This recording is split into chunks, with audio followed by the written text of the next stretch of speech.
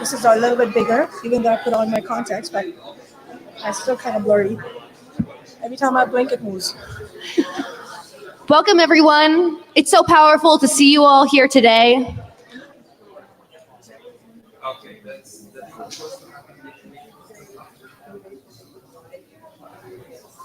Like maybe 10 minutes.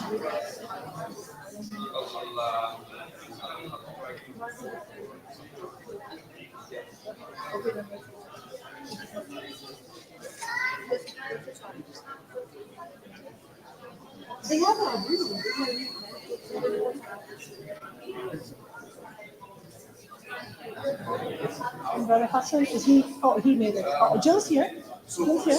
She's supposed to do an interview with the media. Oh.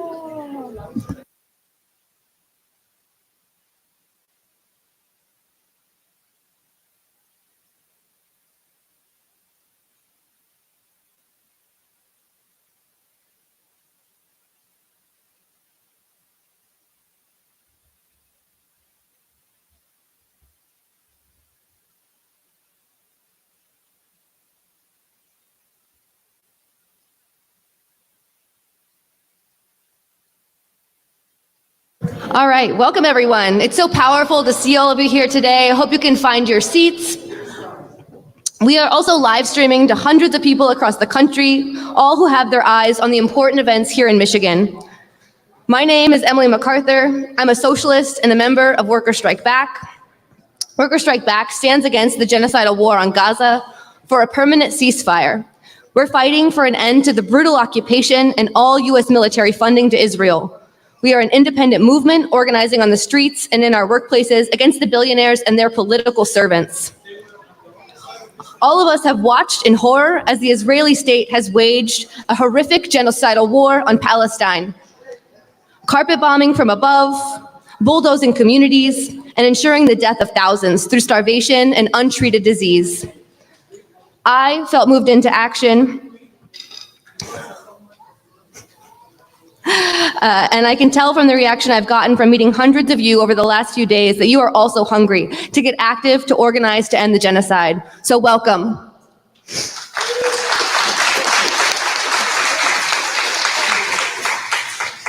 I am so proud to be here today with Abandon Harris and the Jill Stein campaign, here in the battleground state of Michigan, where hundreds of thousands of Arab American voters have an opportunity to send a powerful message to the two pro-war corporate parties and their warmonger candidates, Kamala Harris and Donald Trump.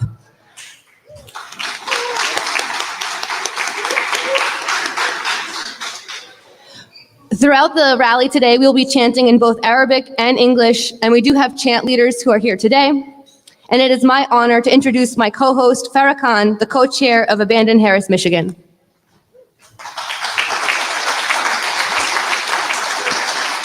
Good afternoon and welcome everyone. Assalamu alaikum and blessings be upon everybody. I'm the co-chair of Abandon Harris, Michigan. The Abandon Harris campaign claims to unite and mobilize people of conscience into a national movement, grounded in grassroots organizing, political lobbying, public advocacy, and voter mobilization. Our goal is to transform these voices into a powerful voting bloc that cannot be ignored. Like all of you, we were compelled to act as the Israeli state escalated its horrific war, expanding from Gaza to all of Palestine, Lebanon, and Yemen. Just days ago, right-wing President Netanyahu ominously declared, "There is nowhere in the Middle East Israel cannot reach." The scale of these atrocities is unimaginable. The Israeli state has dropped over 70,000 tons of bombs on Gaza alone. That's more than the bombs that then was dropped on Nagasaki combined. In 1 year, the genocide has claimed the lives of 2,100 Palestinian babies under the age of 2. Did they not deserve to live? Despite clear and urgent appeals from the community and the widespread opposition to the genocide in Gaza, the Biden-Harris administration continues to offer unwavering support, both in rhetoric and nearly $50 billion in aid last year alone. The Harris Walls campaign has pledged to continue this unconditional backing. Trump is not an alternative. Not only is he running within the party responsible for the illegal war in Iraq, but he also enabled the inhumane Muslim travel ban. Furthermore, his policy stance on the Middle East is clear. It is up to Israel, quote unquote, it is up to Israel to determine what they needed for their own safety, which translates to more of the same, genocide. Furthermore, he also said in his first debate, the presidential debate, abetting the criminal state of Israel to finish the job. We must build a true alternative to both Harris and Trump. That's why we are here today, and why we are thrilled to be joined by Jill Stein.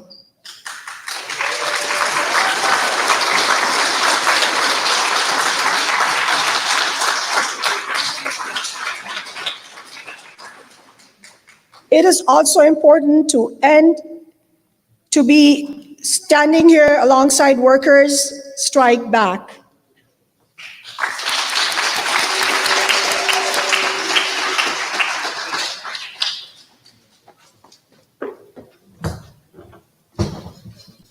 Workers Strike Back and Abandon Harris have been working in parallel for the last year. While this horrific genocide has escalated, we have moved into action, fighting for ceasefire resolutions, protesting, organizing to get out the anti-war vote, first in the primaries and now in the general election. Our organizations were able to connect at the DNC, the Democratic National Convention, protesting the coronation of Vice Warmonger-in-Chief Kamala Harris. And we immediately started working together to deliver the Democratic Party war machine a major blow by building the strongest anti-genocide vote for Jill Stein. Jill Stein is the strongest anti-war candidate running. She's on the ballot in 47 states due to energetic volunteers, and every vote for her is a vote against the genocide.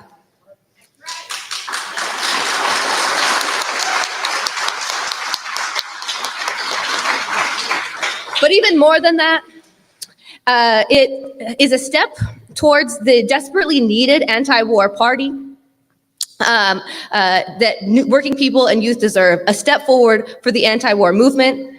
And of those 47 states where Jill Stein is on the ballot, Michigan is the single most important.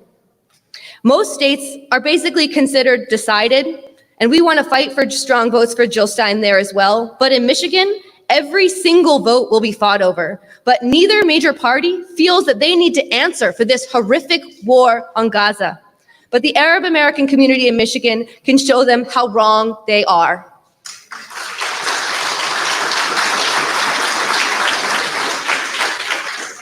No Harris, no Trump, no votes for genocide. No Harris, no Trump, no votes for genocide. No Harris, no Trump, no votes for genocide.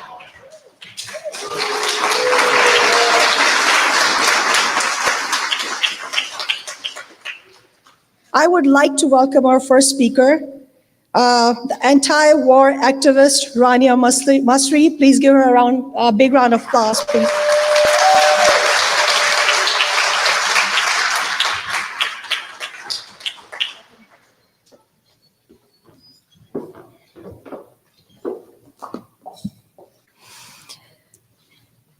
It's been 1 year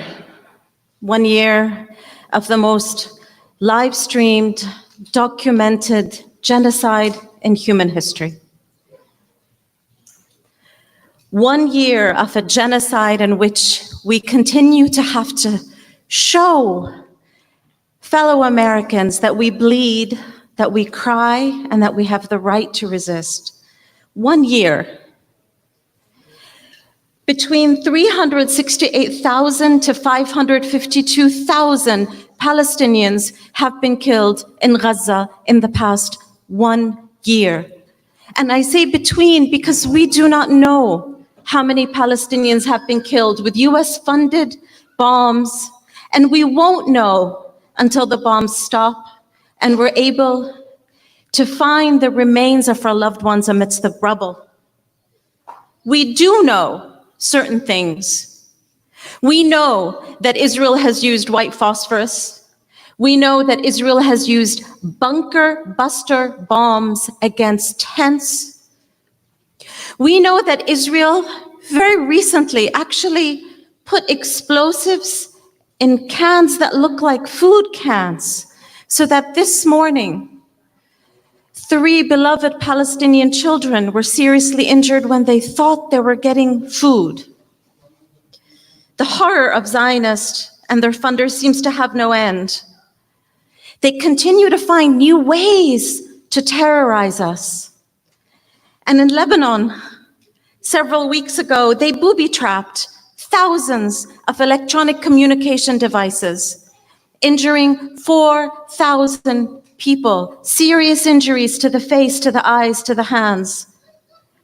Thus far in Lebanon, more than 2,000 people have been killed by Israel. More than 2,000. And the massacres continue while Israel is fueled by the impunity that they have gotten from their crimes in Gaza, fueled by the impunity they have gotten for 76 years worth of crimes against Palestinians and Lebanese and Syrians. Fueled by those. More than a week ago, with the green light from Biden and Harris, Israel demolished an entire block in Dahi, an entire block, 4 apartment buildings. Israel used 3 times as many bunker buster bombs in that one attack, 3 times as many than the United States used in the entirety of its 2003 invasion of Iraq. 3 times as many bunker buster bombs were used in one attack by Israel. Why? Not only because of their impunity, but because of the level of fear that Israel has for our resistance in Lebanon. They used that amount of bomb to assassinate a beloved, to assassinate Sayyid Hassan Nasrallah, and they thought that if they would kill our leader, that the resistance would crumble. Quite the contrary. Quite the contrary. Every day, the Lebanese resistance breaks more records in their divine defense of Lebanon from the Israeli invasion. An Israeli invasion that got the green light from Biden and Harris. An Israeli invasion that got that green light. They thought that by killing many leaders in Hezbollah, they would kill the resistance, just like they thought that 1 year of a genocide in Gaza would kill the resistance in Palestine, but they have been proven faulty in both. 75% of Hamas's military capabilities are still functioning, and our men in Gaza, at a distance of 0 with slippers and homemade weapons, are still beating the Israeli cowards in the battlefield.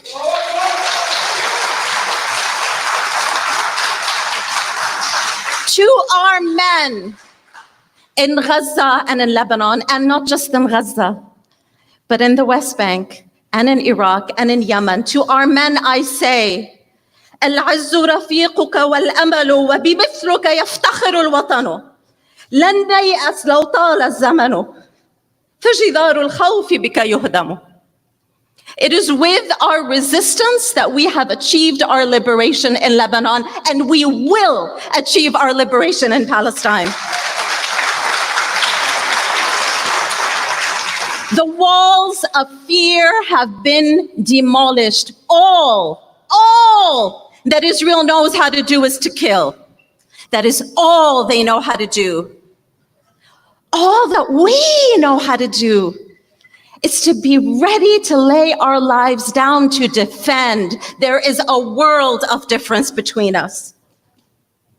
And we know in the United States what that world of difference means to us here.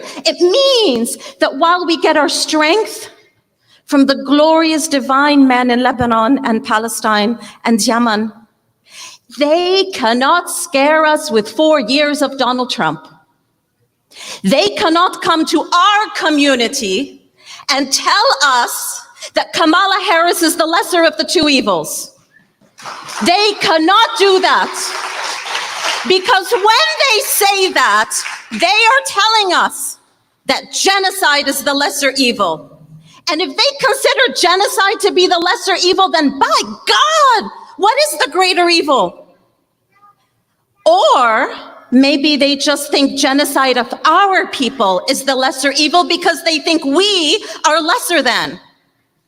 Either way, we say no to them. And it is critical that Michigan says no to them. Because let me tell you, all of the United States is looking to Michigan.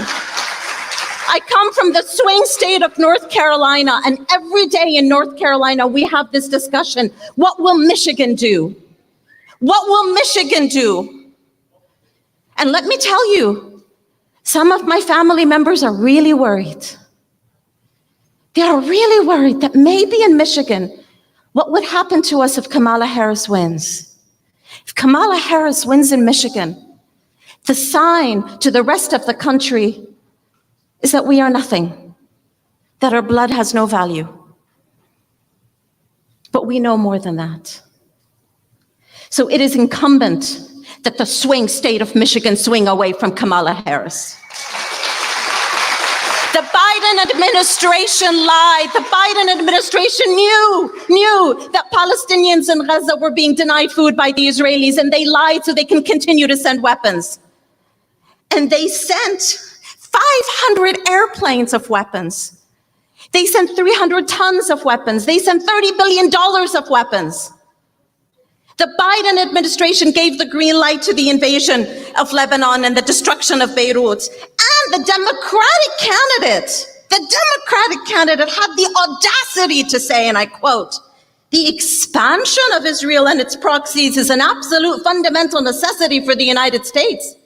They call the invasion of other countries an expansion. A State Department official said, if there's never any consequence for doing it, why stop doing it? So we tell them there are consequences. We tell them there are consequences. We give them the consequences. We give them the consequences by telling the Vice President Harris that we will, as we say in Arabic, راح نسقط الرئيس. راح نسقط لهم الرئيس. And it starts in Michigan. It starts in Michigan. And for us to quantify our strength, it becomes incumbent for us to be clear. Not only are we saying no to the genocider, no to the racist representation of the carceral state and the military-industrial complex, no to the Zionist, we are saying yes to someone else. And it becomes incumbent upon us to vote no to Harris and to vote yes to the alternative, which is Jill Stein. I gotta say this clearly. We have to make sure to get out the vote. We have to make sure to get out the vote. Malcolm X reminded us, we are not outnumbered, we are simply outorganized. So between now and early voting, which is just in a week, we gotta get out the vote. Make sure everyone gets off their couches and gets to the polling booth and votes for Jill Stein.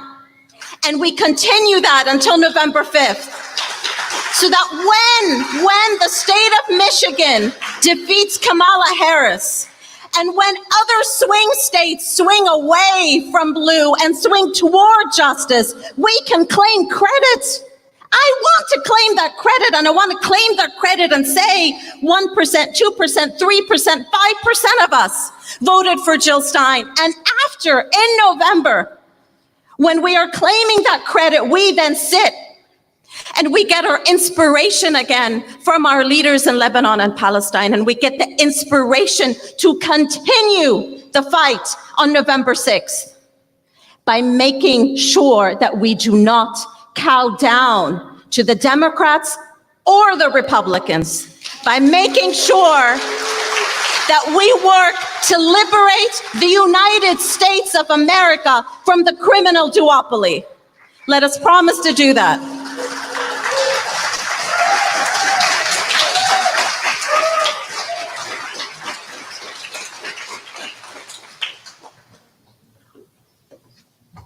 Hey, Ho, ho, Harris and Trump have got to go. Hey, hey. Ho, ho, Harris and Trump have got to go. Hey, hey. Ho, ho, Harris and Trump have got to go. Ho, ho, Harris and Trump have got to go. Hey, hey. Ho, ho, Harris and Trump have got to go. Thank you so much to Rania. I think that was a powerful kickoff. What do you think?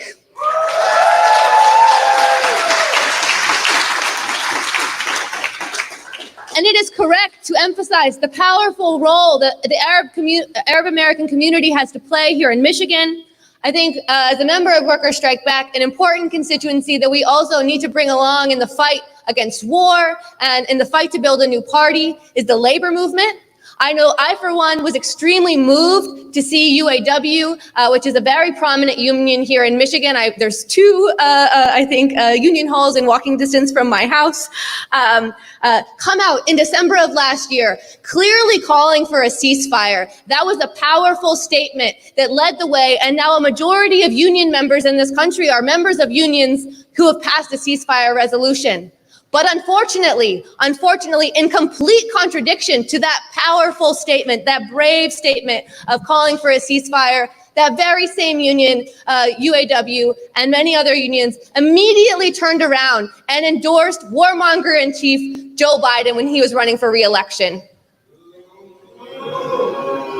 That's right, absolutely shameful. And then in turn, when Kamala Harris, who has of course been the second in command to this genocide, was coronated as a replacement to Biden, they then immediately put no challenge to her, saying, where do you stand on the question of ceasefire? Where do you stand on the question of ending arms sales to Israel? Instead, they immediately gave their stamp of approval and called on their members to vote for genocide. Do we support that? No. That's right. But thankfully, unions are democratic institutions, and just because the leadership makes a decision does not mean that the rank and file of that union agree with that decision. And we have seen through Worker Strike Back organizing across the country of rank and file UAW members who are advocating in their union to rescind the endorsement of Kamala Harris.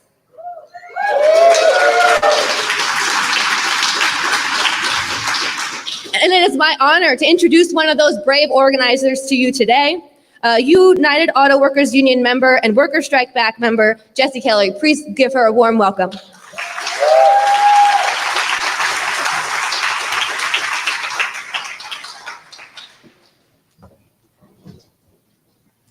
Hi, my name is Jessie Kelly, and I'm a UAW Local 160 skilled trades worker at the General Motors Warren Tech Center here in Michigan. Some of you might know the UAW a little bit better because of last year's stand-up strike, where we took on large greed-fueled companies and reminded the working class that if they stand together and fight, they can win.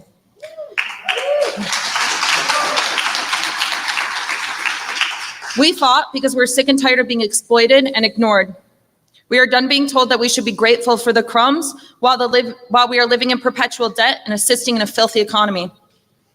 The cost of living has skyrocketed, and most of us are scraping to get by, while these companies we work for boast about their record-breaking profits and obscene wealth made by top executives and major shareholders. We wanted to end the days of workers being told that they were essential during a pandemic and then dispendable when they demand a decent standard of living at a bargaining table. We need an economy that works for everyone, not just the rich in Wall Street.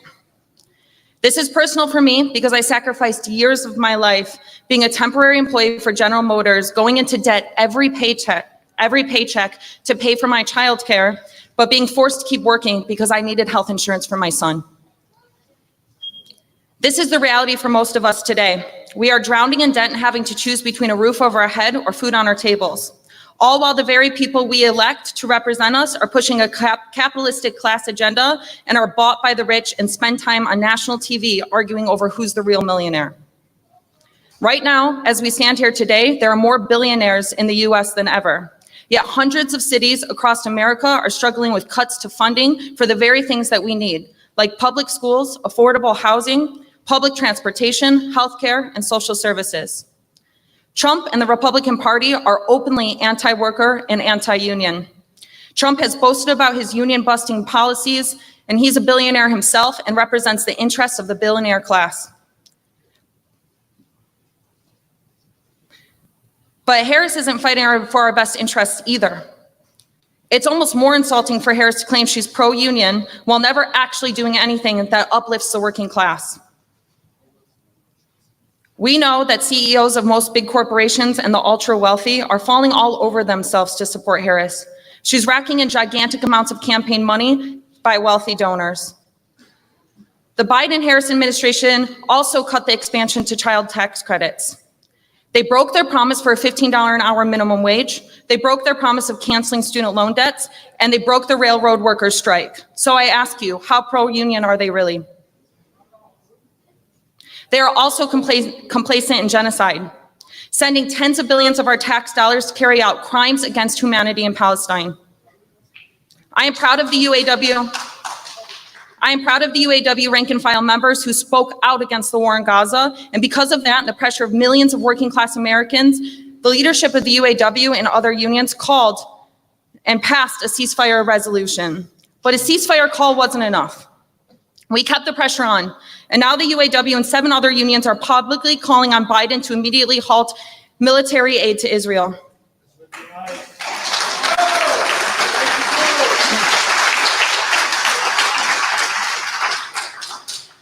We know that the Israeli state wouldn't be able to conduct war for even one day if the US government withdrew the political and military support. That's right.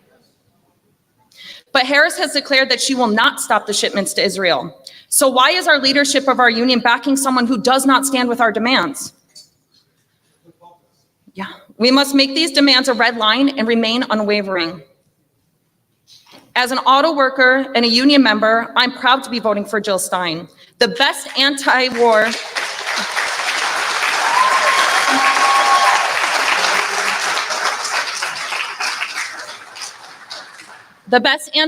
pro-worker candidate running this year. We need to do this as a step towards building our own anti-war working class party. I'm proud to stand with Workers Strike Back, who organized this rally and has been organizing alongside the Biden-Harris and Jill Stein campaign, and with workers like myself. I urge people to join Workers Strike Back so we can organize together against this genocide and for good wages, for childcare, and for housing.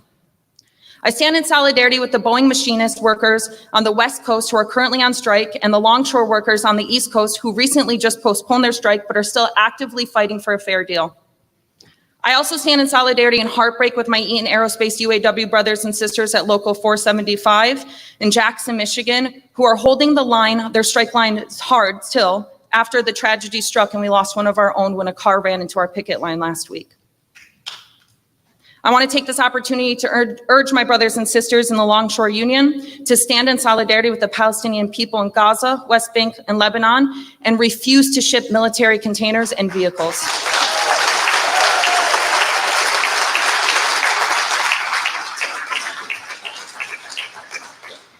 An injury to one is an injury to all. We need international working class solidarity to end the war on Gaza, and we need the American labor movement to lead that way. Thank you all for being here today and being in this fight with me.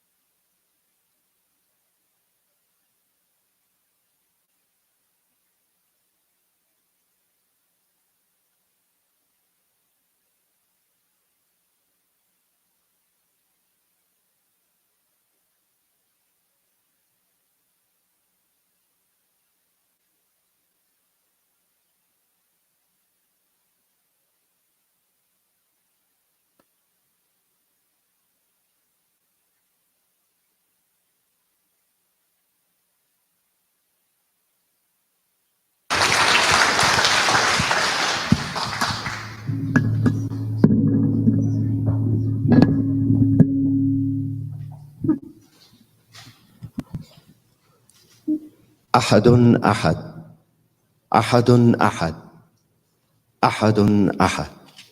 In the scorching heat of Mecca, a lone voice, again and again, relentless, piercing through the air, undeniable to the ear. Ahadun, drenched in sand, dragged through the alleyways, volume increasing, decreasing. Again and again, a single word of truth. The story of Bilal told to our children again and again, a man who believed that at every moment he had, a breath of air, a heartbeat, was a moment to speak the truth, to pursue justice. And here we are, seeking justice, speaking truth. I've been traveling with my research assistant, Khalid, from Minnesota to Arizona, from Michigan to Pennsylvania. We found ourselves on Delaware pavement, a few feet away from the president's home, honking cars, erected tents, people of conscience, Muslim and non-Muslim, Jewish Americans, Hindus, Christians, together speaking out in this era of genocide.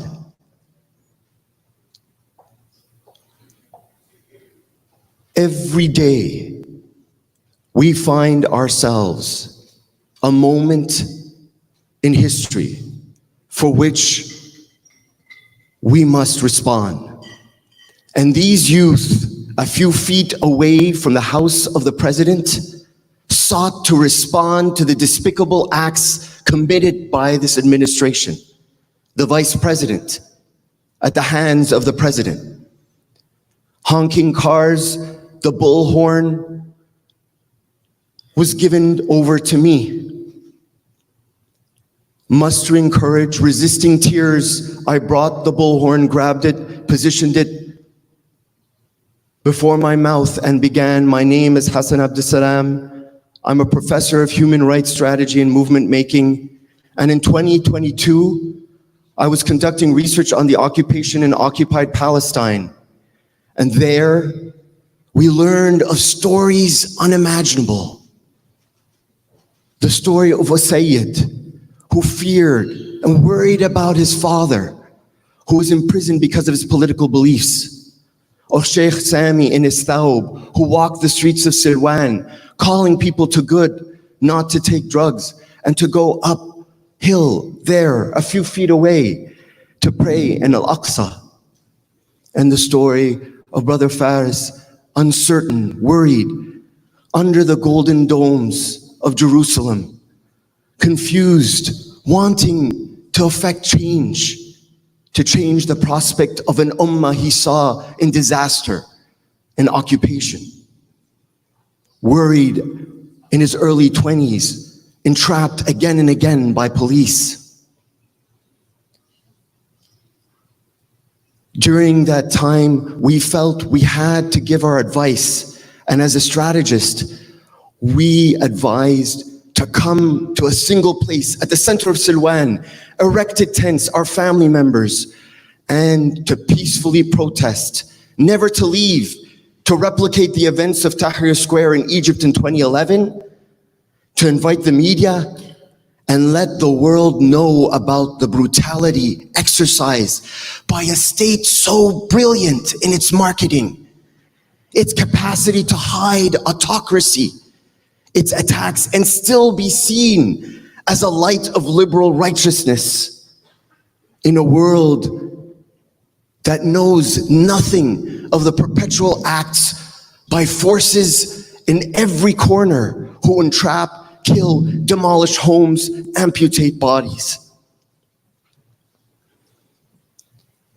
But the Israeli forces would have none of that. After a year strategizing on the enclave of Al-Aqsa, under 100 formation and army within the very mosque of women and men wearing shoes. After 10 months, walking towards, on December 1st, the Bab al-Silsila at Al-Aqsa, a little after 6 p.m. A man who sees me and hates me greatly as I walked in and out with the youth spotted me approaching the fence, and at every door, at every gate, there are forces. He tripped, delicious, excited, his face unlike before, heading towards me. I was anxious. His gesture, I stopped. Scrolling through his phone, there was my face. And there began a chapter of research unimaginable, an ethnography from hell.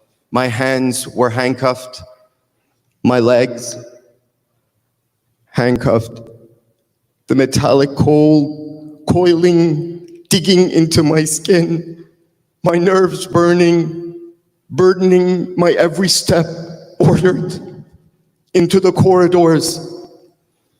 Forces all around me, confused, speaking to me in 3 languages, Hebrew, Arabic, English, stripped naked, paraded through the old city, thrown into a van, taken to the infamous Mescobeya prison, processed, blindfolded, handcuffed, claustrophobic, laces out, dragged impatiently as I tiptoed in humiliation to my dungeon cell. Poorly lit, confined spaces, my company. A toilet hole in the ground, its stench evident, scent profuse, my heart rate increasing, the clanking of the keys behind the 2 metallic doors. They've come back. My interrogators return. Why are you here? What does it mean that you're ending the occupation? Brother Faris is behind these walls. Sheikh Sami is behind these walls, humiliating me that the youth that were working with us, strategizing, who are seeking to peacefully protest, to speak the truth, were also being detained. Detainment, torture. One guard, as I was handcuffed to a chair, looking right in my face, said that he cleans himself each day with bleach because he talks to scum like me, less than spit. The humiliation extraordinary. The thought, teaching human rights, perceiving yourself as courageous. But I tremble before you in weakness and cowardice. The fear and anxiety of the torture and the clock ticking as they entered the rooms with their wicked smiles, promising I would never leave, imprisoned forever. And people come to us and ask us, how could you have done this? You have degrees, you're a PhD, you're a professor, Dr. Hassan. How could you have spoken out? Why did you speak out? Are you a fool? Why did you speak out? How could you speak out? And the real question, my dear brothers and sisters, is how can we not speak out in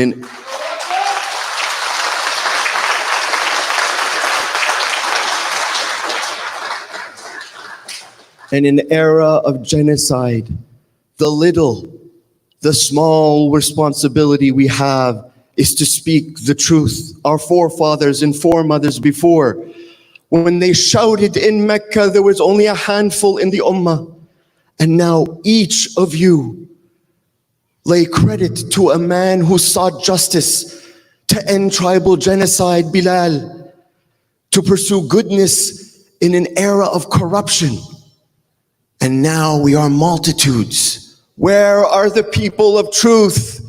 Those who wish to sacrifice for those oppressed.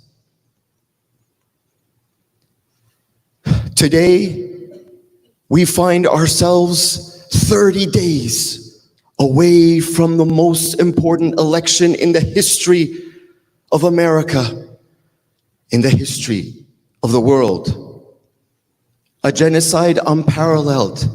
I happen to be one of the 2 founders of a movement, Abandon Biden, Abandon Harris, And we are asking everyone to vote, not for the despicable candidates who sit atop the two major political parties, but to vote for the courageous, those who already have been arrested because of the genocide, those who have sacrificed tirelessly, even though they have no reason to, those like Jill Stein.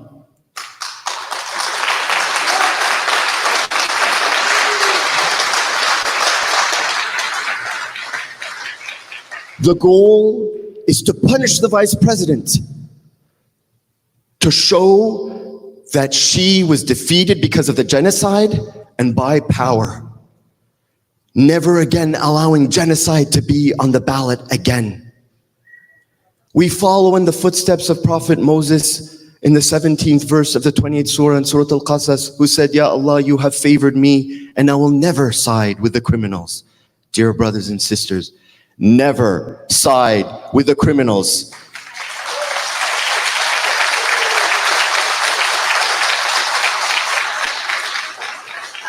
The ones who promise you health care, social security, forgiveness of student debt, fighting climate change, and yet they shed blood across the planet. Remember the narration of the Prophet, peace be upon him, who said the greatest martyr is Hamza, and the one who follows is a man who spoke out against an unjust ruler and was killed. Know that you will not be killed. You will not be tortured. You will not hear the clanking of the keys or be slapped at every turn you answer a question truthfully. Your family will not be ripped from the basements, and you will not be bombarded, and despite being killed, still declared terrorists. Prophet Moses was said to be told by God to speak gently to the Pharaoh. Walk gently behind the curtain at the ballot box and speak the truth against the pharaohs in the White House.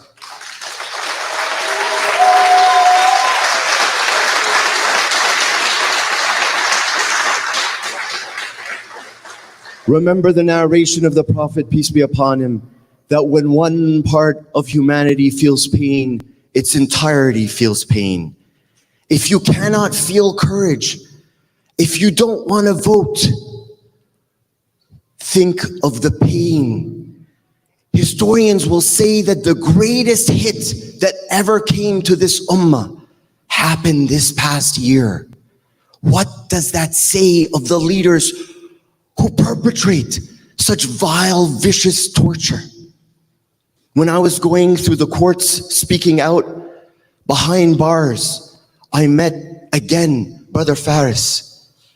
There he was, anxiously pacing back and forth, back and forth. I was seated in front of him, feigning calmness to bring solace. And he asked me a question. What would you do if you go back to America? And I didn't think I'd ever go back. The interrogators would come in and say, "You're never returning." But I answered, I said, I would speak out. And the most extraordinary thing happened. Despite his torture, despite early 20s, married, worried about his family, I would speak out. A huge smile appeared on his face, instinctive, reflexive. That what brought him pleasure is that you now here would hear his story. That you're worrying for him, despite not knowing him. That he doesn't expect from us to end the bombings, the munitions, to make the propaganda vanish, but that you are doing everything you can. That prospect, that knowledge brings a joy to someone who is being tortured. An ummah that together laughs and together cries, that together fasts, that together votes.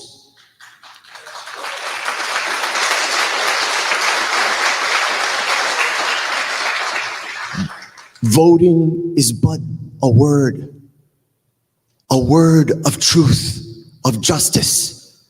We follow the light of Martin Luther King,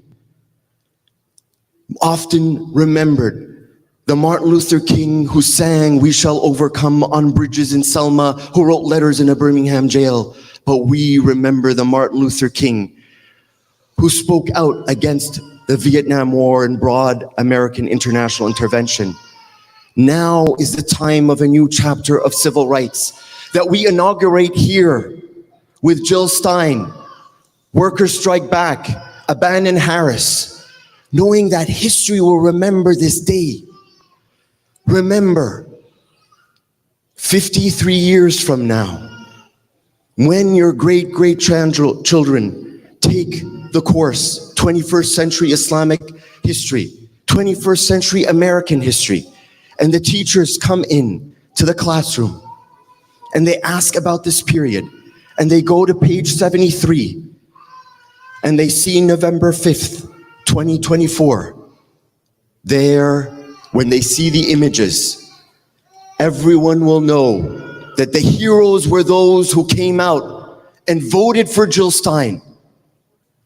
And they will be puzzled by the ones who didn't, who voted for a genocider, who voted for violence, tens of thousands of tons upon an innocent people on the verge of disintegration. Now is the time to vote as your great-great-grandchildren would wish that you vote.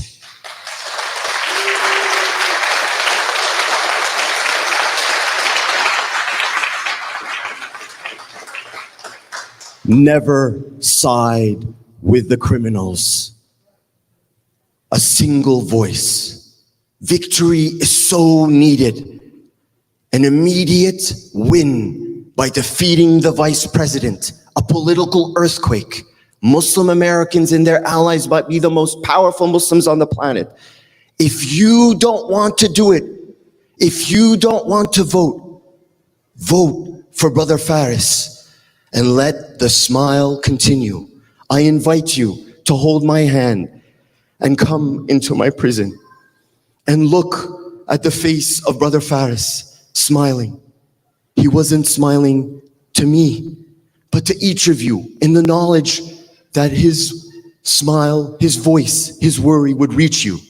And all that's asked is that you speak a word that will take a fraction of a moment, a vote that only you and yourself and your Lord would know at the ballot box. A single word. Victory is but a word, a moment of truth and justice, a vote, a voice, a single word. Ahadun ahad. Ahadun ahad. Ahadun ahad.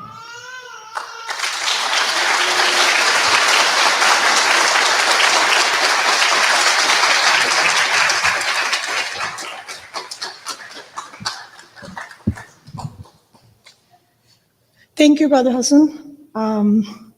If you all are moved by Dr. Hassan's speech, I urge you all to please join our movement.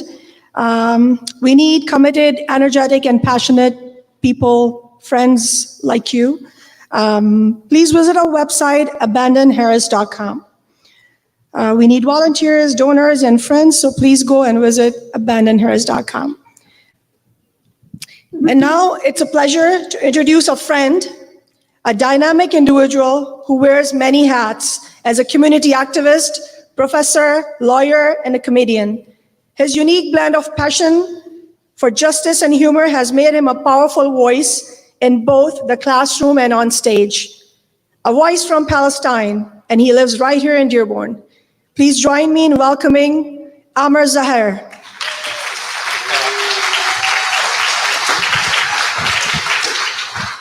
Good afternoon. Assalamu alaikum. So happy to have all of you here today in Dearborn. One of the most beautiful things about this movement in this room is that it includes all kinds of people. Religious people, people of faith, people of little faith, people of no faith, people of all around the world. That's what you see when you see around you in this room. The diversity of this movement is the most beautiful thing about it. And I'm happy to have you all here in Dearborn today, where I think I'm the only person on the stage from Dearborn, so welcome to our city. Welcome. Did you say no? Yeah. Welcome to our city. What, was there someone else from Dearborn up here? I think I'm the only one. And welcome to our city. Welcome to the neighborhood that is going to decide this election in November.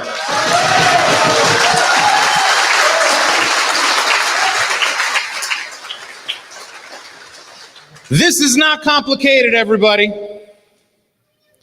If you vote for Trump, you are voting for genocide. If you vote for Kamala Harris, you are voting for genocide. There's one person on this ballot who says no to the genocide, and that is Dr. Jill Stein.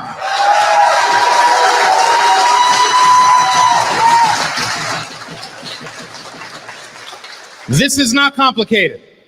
They say that I am not a mental health professional, but I feel like the Israelis engage in a lot of projection.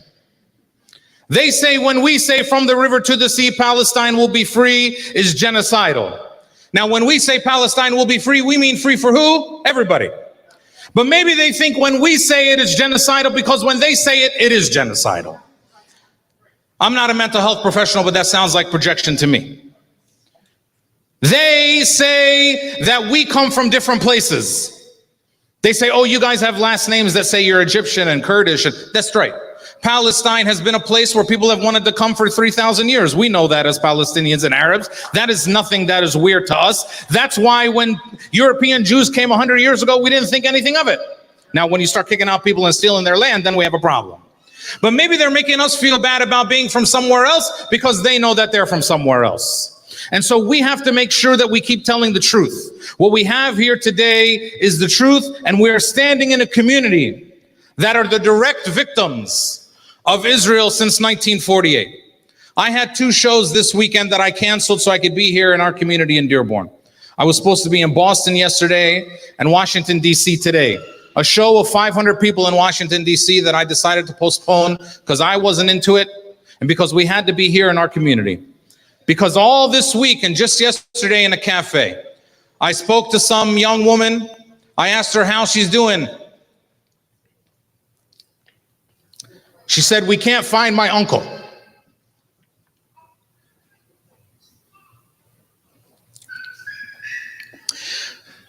Raise your hand if you have been affected by Israel and everything they've been doing for the past 75 years directly by your family. Look at the hands that go up in the room. See? We are the real direct victims of it. And that's how I know that we are going to win. Not only in November, but we are going to liberate Palestine from the river to the sea.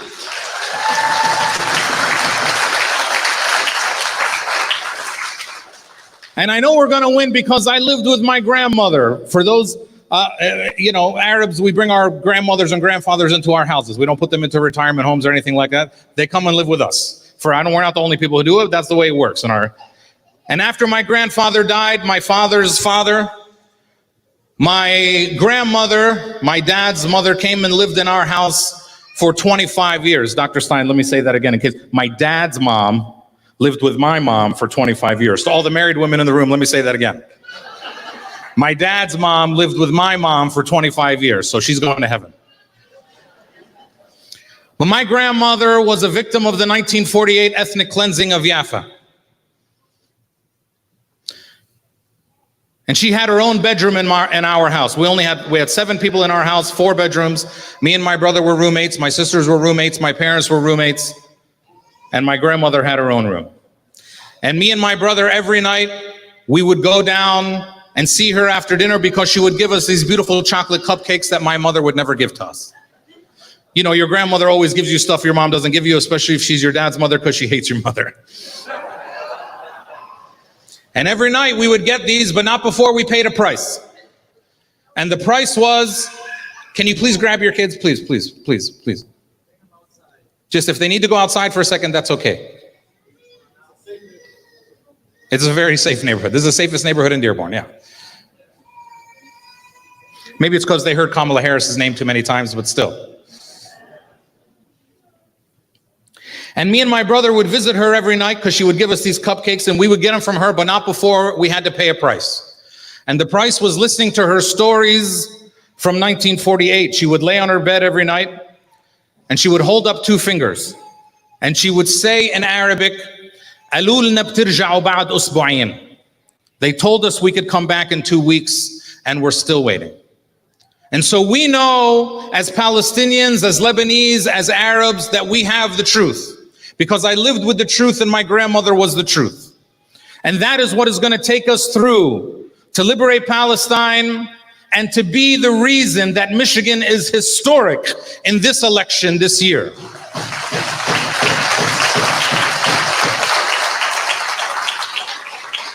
And so as I leave the stage, I want you all to look at the person next to you and tell them, thank you for coming today. Now look at the person to your right and your left and tell them, I'm proud of you. Now look at the person to the right and your left and tell them, I love you. I love you. Tell them again. Because we are a movement full of love. The biggest lie they say about us is that we are people who hate. Do we hate people for who they are? Do we hate people for who they are?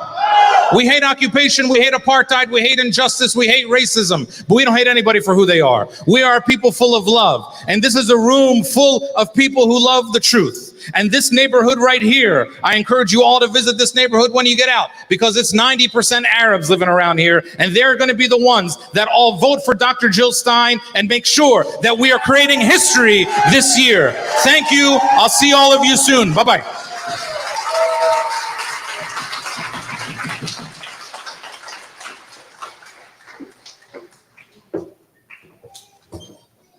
Let's give him another round of applause.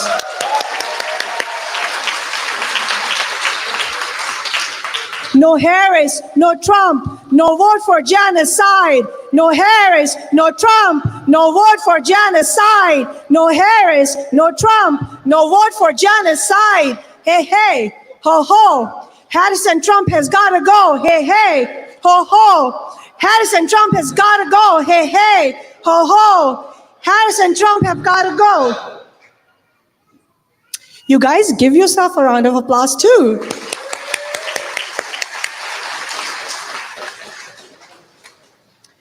And now it's a pleasure to introduce, I lost my notes.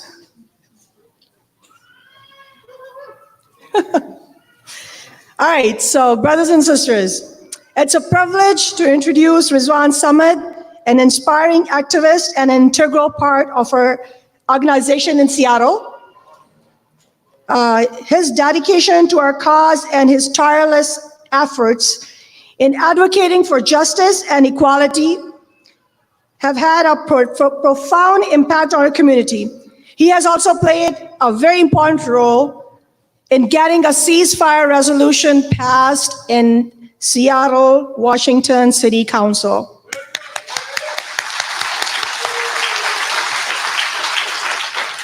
Please join me in welcoming the passionate and committed Rizwan Samad to the stage. Rizwan Samad. Wow. These two dynamic speakers, my two brothers and two sisters, they just moved me.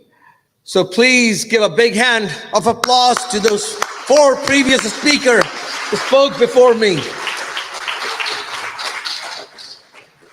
My name is Rizwan Samad, and I'm here from Seattle. I was long-term Democrat, but now I abandoned my party and I joined the abandoned Harris movement. And it was plain and simple. I cannot tolerate this genocide that's going on today.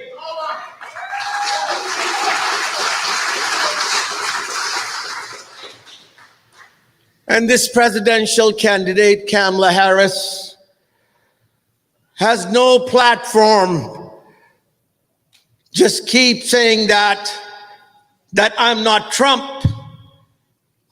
That's not good enough for voters to support her. I just want to, for the moment, I want to bring your attention what's going on in America. Recent hurricane attacks in North Carolina, Georgia, and Florida hit really hard. And over 200 people already died. Thousands of people lost their homes, and hundreds of them are still missing. But the sad thing is, the FEMA just announced that they are running out of the money to support their own beloved American citizen in America to help them. But the irony is that they're sending tens of billions of dollars to Israel to commit genocide against the people of Gaza and Lebanon. Shame on them.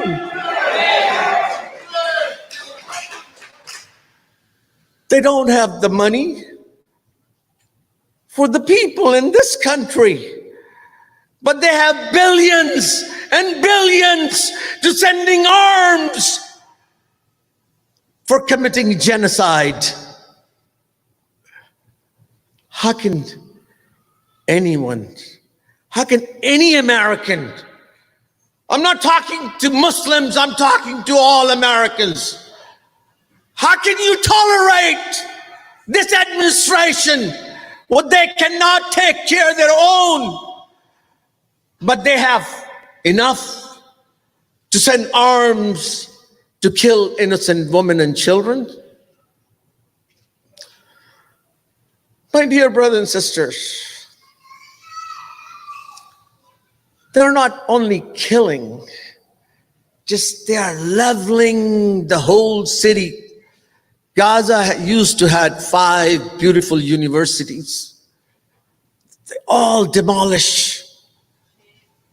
All the hospitals are gone. They did not just kill 40 or 50,000 people. There are more than 150,000 buried alive under the rubble.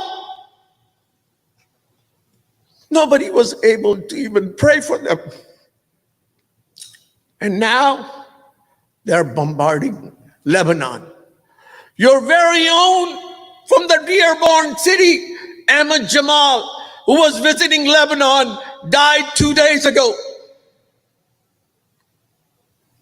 Enough is enough. And then this woman comes to Michigan and tell the Arabs and Muslims to vote for her. You know, devil do devil's work. Albert Einstein said many years ago, 70 years ago, it was true then and it was true now. The world will not be destroyed by those who do evil, but by those who watch them without doing anything. So I want to appeal to you, all the Michigan people, including Arab and Muslims and all the general people. Don't watch. Become activists. And do not vote for the devil. Not even the lesser devil. Devils are devil.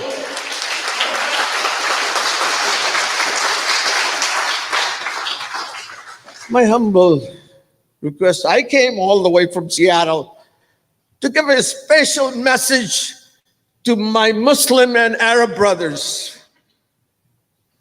Please hear me out. I'm a Muslim, but I'm not an Arab. But I'm proud to be Muslim. My message to all the Muslims and Arab,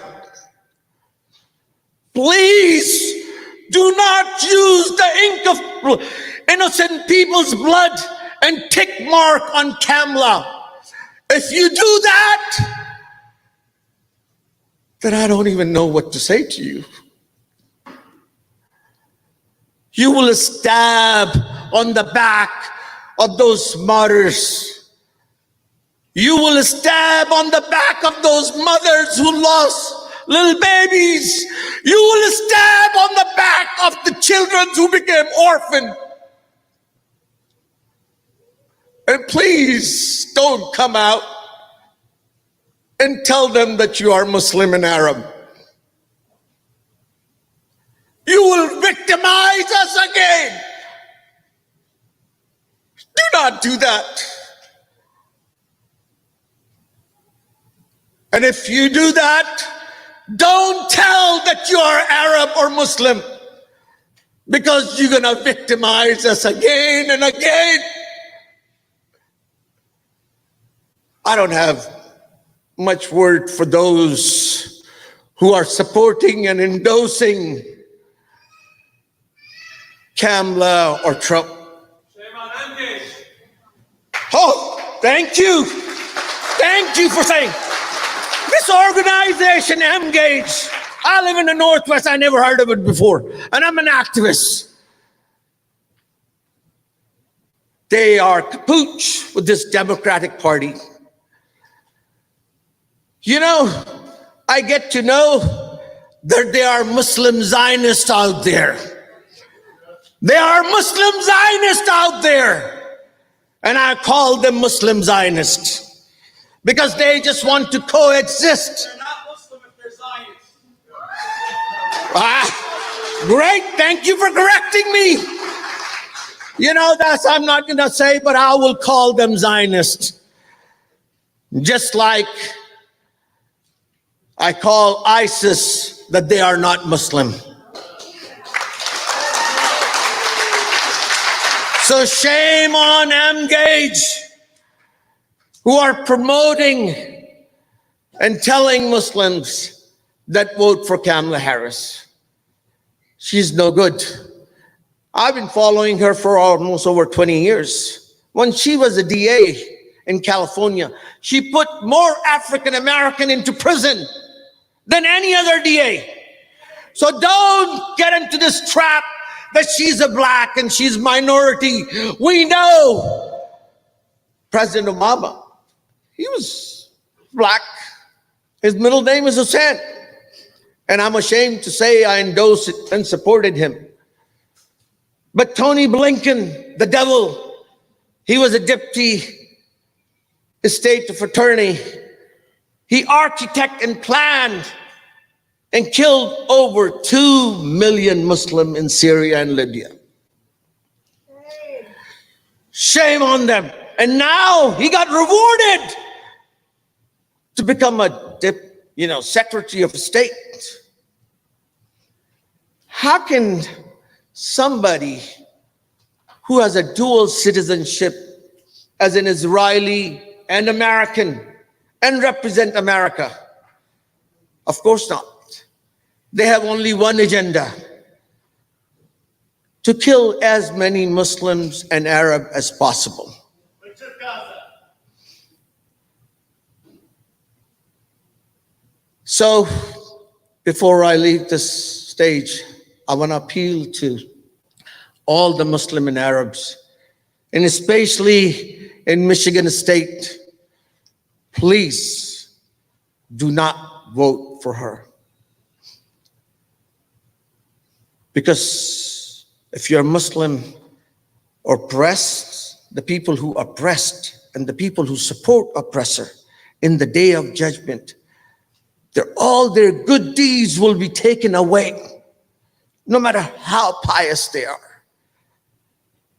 So, my brother and sister, spread the word and all over Michigan, no to Kamala, no to Trump, and vote for Jill Stein. Thank you. Thank you.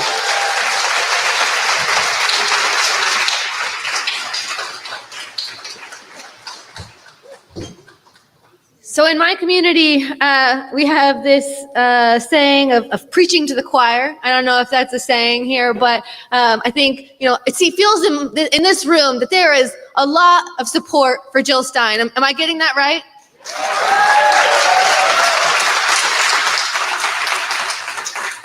So then I think it is not just our job to go vote. That's the bare minimum, right?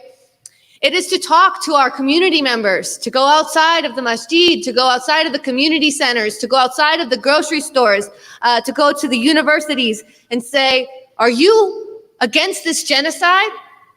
Then how can you vote for the two candidates of genocide? Are you aware that there's an anti-war candidate on the ballot, right?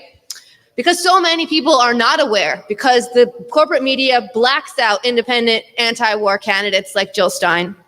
And so hopefully all of you got one of these when you came in. We're going to get to a sign up, but I just want you to really think about when you are moved by something that a speaker on this stage says, when you want to clap and you feel a tingle of agreement in your chest, think, what shifts can I go out and talk to members of my community and make sure that we register hundreds of thousands of anti-genocide votes in the state of Michigan, and we send a powerful message to the pro-genocide Democratic Party and Kamala Harris.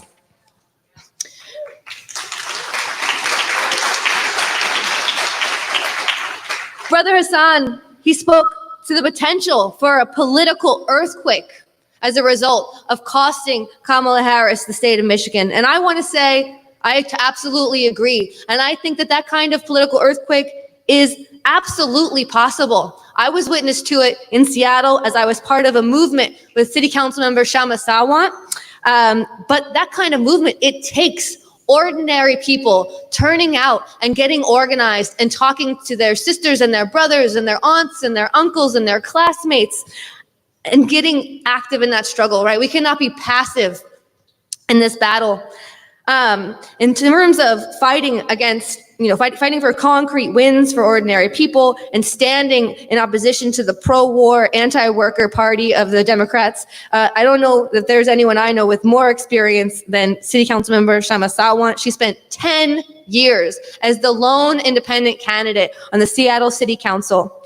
But within the first 6 months of being elected in Seattle, she not only, she won the first in the nation $15 an hour minimum wage. But we didn't stop there. That $15 an hour minimum wage is now today nearly $20 an hour in Seattle. And you don't have to be a nuclear scientist to see that $20 is a lot closer to the $25 an hour minimum wage we need in this country than the $7.25 minimum wage that Joe Biden has overseen.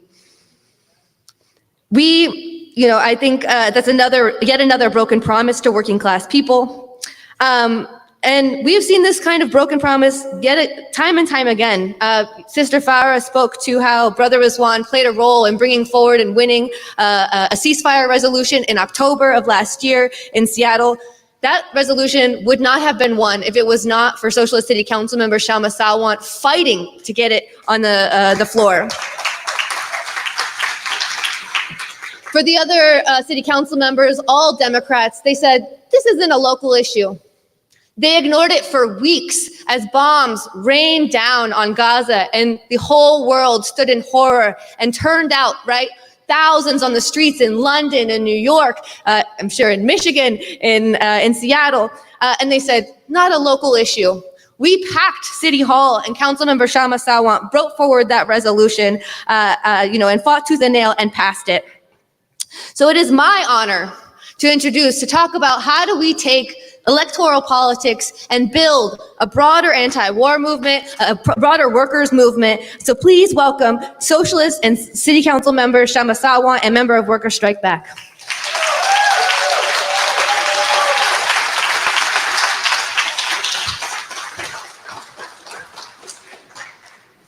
Assalamu alaikum to those who are here in person and the thousands who are and will be watching remotely. Kamala Harris and Joe Biden are overseeing the wholesale destruction of Gaza. According to the statistical methodology of the Lancet, 340,000 people are now dead, directly or indirectly, as a result of the war, 14% of the population. Entire bloodlines are being wiped out. There are not sufficient words in the English language to describe the horrors being carried out by Israeli and US imperialism in Gaza and the West Bank. And now those horrors are being rained down upon Lebanon with the full enthusiastic backing of Kamala Harris and Joe Biden. President Biden said, quote, "Make no mistake, the United States is fully supportive of Israel," end quote. Biden says he is fully backing the river of Palestinian blood by the Israeli state. The Democrats apparently cannot back the genocide enough.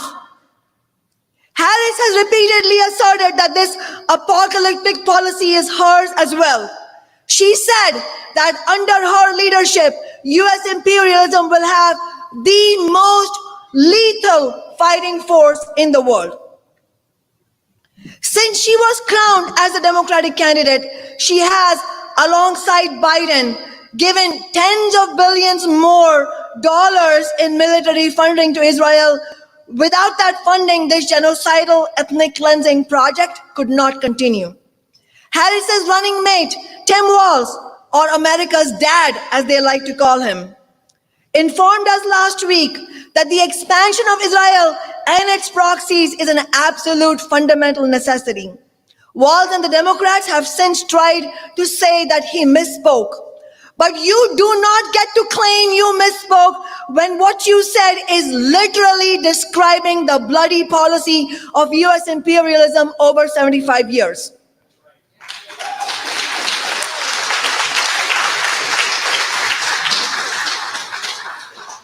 And what Walz said does get to the heart of the matter. It is US imperialism's ironclad support, partnership in reality, in this brutal occupation and colonial expansion that has led to this moment. The Democratic Party needs a new name. It is really the genocidal party, the anti-democratic party, the anti-worker party, the party of endless war, of climate destruction, of ethnic cleansing, the party of the warmongering billionaire class. If we don't stop the Democrats, their actions will lead to wider regional and even global war. But we as working people have power also. We have the power to take a historic stand against this and potentially to defeat this warmongering candidate, Kamala Harris. Our slogan must be, as others have said, no votes for genocide. But we will have to fight to make this happen. There are many forces against us. One of these, sadly, is the leadership of Uncommitted. My organization, Workers Strike Back, has a broadcast program called On Strike. This week, we interviewed a ceasefire delegate to the Democratic National Convention, Ruba Ayub, on our show. Ruba spoke about how the uncommitted leadership is betraying the movement, how at the DNC they tried to police ceasefire delegates wanting to end the genocide, how they politically harassed them, how they even physically hit these ceasefire delegates with campaign signs. Ruba said that Uncommitted's endorsement of Harris was, I'm quoting her, bullshit. That was exactly right.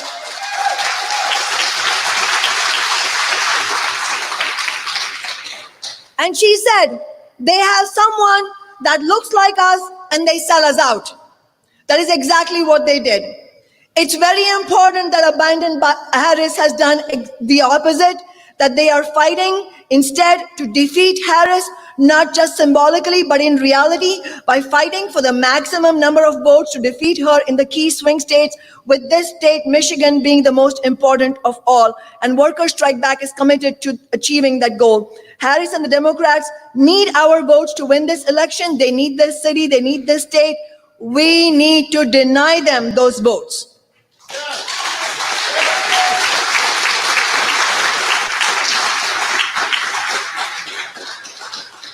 This is the only language they understand, and the Democrats must be made to pay the price for being the party of genocide. Because if genocide is not a red line, then there is no red line.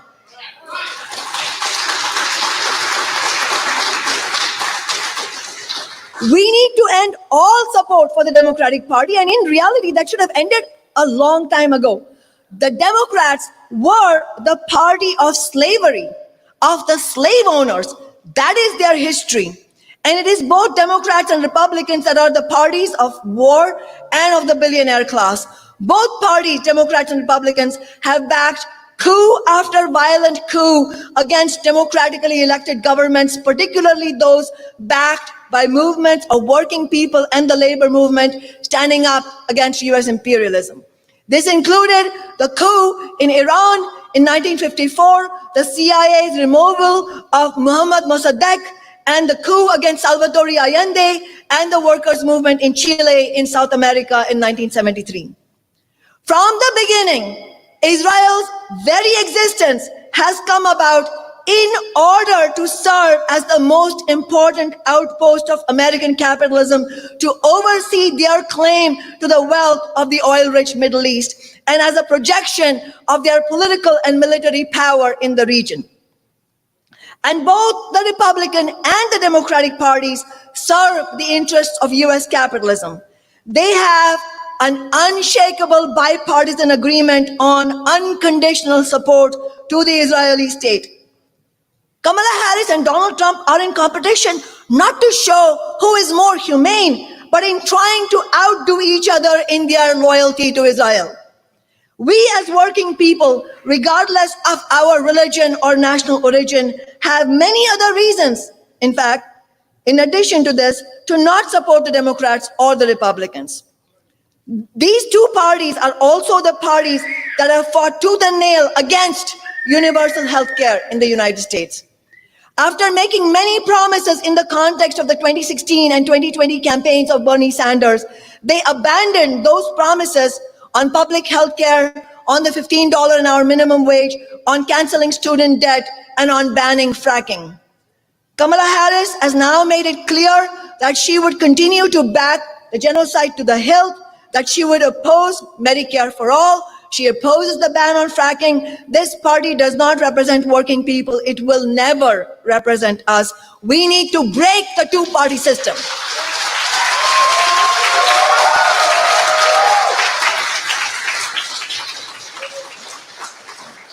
And we need to begin that by breaking this election for the Democrats in Michigan.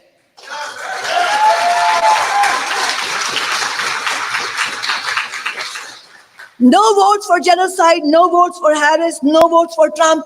But let's also be clear, not voting at all is not a strategy. We need every possible vote for anti-war, pro-worker candidate Jill Stein.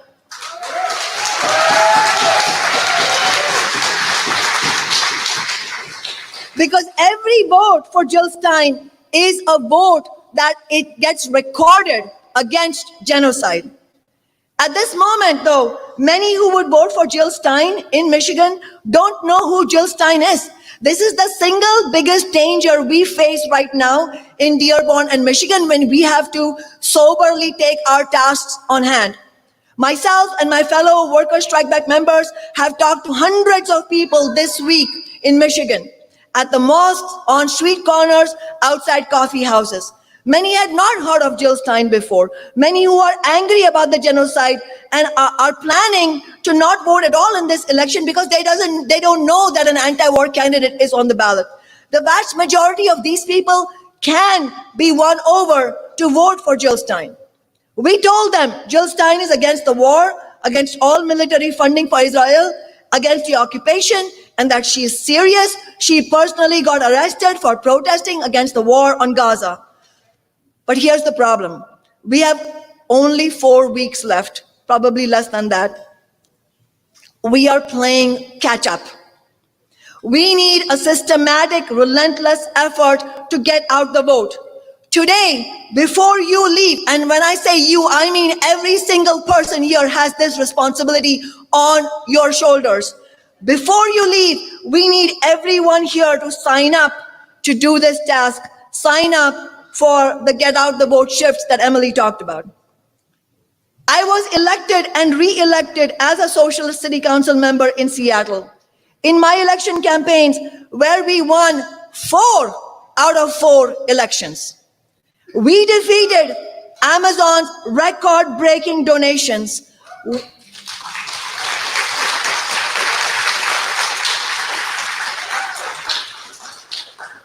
We defeated the Democratic Party. In those campaigns, we tabled all over our district. We knocked on hundreds of thousands of doors systematically. We talked to everyone we could reach, and most we talked to multiple times. We fought to turn out every single one of our supporters to vote. That is what we need here. The election has already started. Absentee ballots have been sent.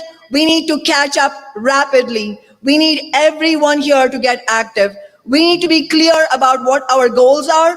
We are not in a position to win the White House. But we do have a real opportunity to win something historic. We could deny Kamala Harris the state of Michigan.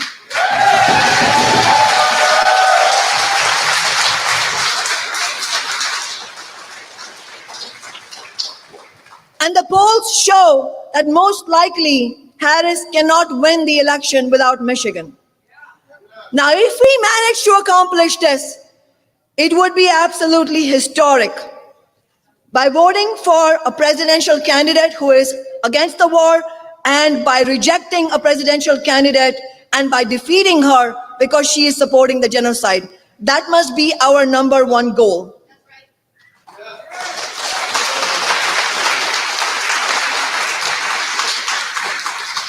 What are our other goals?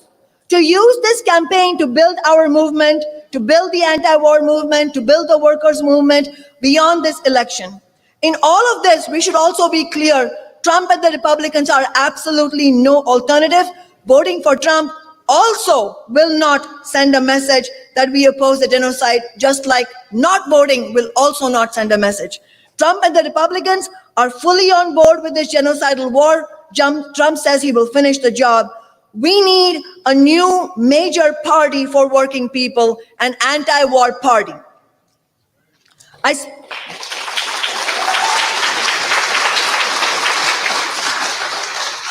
spoke about slavery earlier and the Democratic Party's history as the party of slave owners. Historically, there were 2 small parties, 2 abolitionist parties that played a historic role. These parties prepared the way for the destruction of the grotesque institution of slavery in the United States, the Liberty Party and the Free Soil Party. Neither of them ever held federal power, never held the White House, but they played a crucial role in ending slavery forever. We need a new party for working people, and organizations like Abandon Harris, the Green Party, and Workers Strike Back have an important role to play in this. We need to defeat Harris in Michigan, we need to defeat the Democrats, and we need to break the 2-party system, because whether Harris or Trump win in November, the genocide will continue. The brutal occupation will continue unless our movement stops it once and for all. What would such a party look like? First, we should be clear, the new party that we need is not just electoral. It's not just about running candidates, or even mainly about running candidates. That is completely insufficient. It needs to be a party rooted in mass movements, a party that does not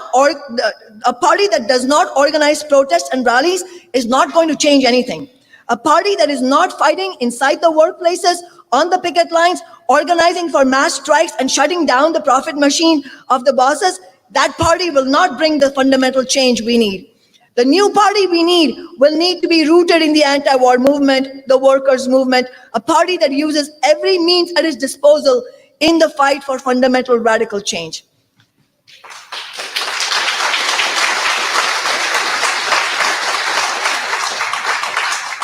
The party we need will have a clear platform, and it will hold its leadership accountable to that program. The party we need would have thrown AOC and other squad members out a long time ago.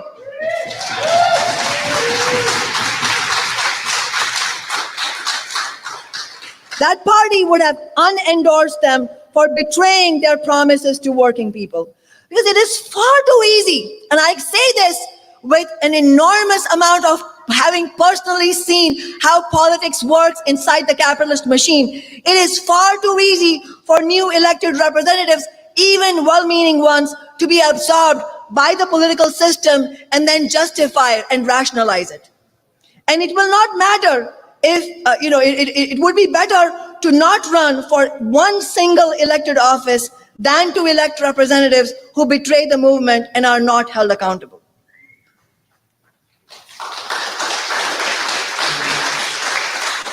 And it will not matter if the new elected representatives are all from the Arab or Muslim community either. Congress member Rashida Tlaib was among those who silenced the rank and file uncommitted delegates. She also took abandoned Harris signs and threw them in the trash, saying abandoned Harris had gone too far. As Ruba Ayub said about the uncommitted leadership, they have someone who looks like us and they sell us out, and also shame on M-Gage. And so in launching a new party, we need to be clear what it is about and what it's not. It needs to be accountable to working people, to oppressed people. Its representatives should be required to accept only the average worker's wage. This is what I did in Seattle.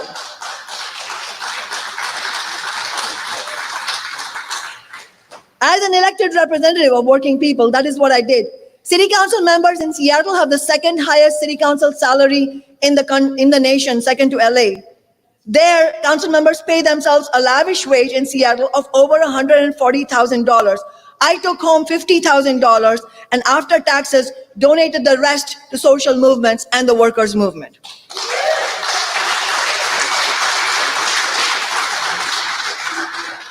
We need to fight against careerism. No one from our movement should be allowed to run for office to make a career for themselves. They cannot be allowed to run only to then say they need to make peace with the Democrats. No, the party we build needs to run candidates who, when they win elected offices, use their positions to be a disturber of the political peace, not to be a cog in the machinery of the ruling class.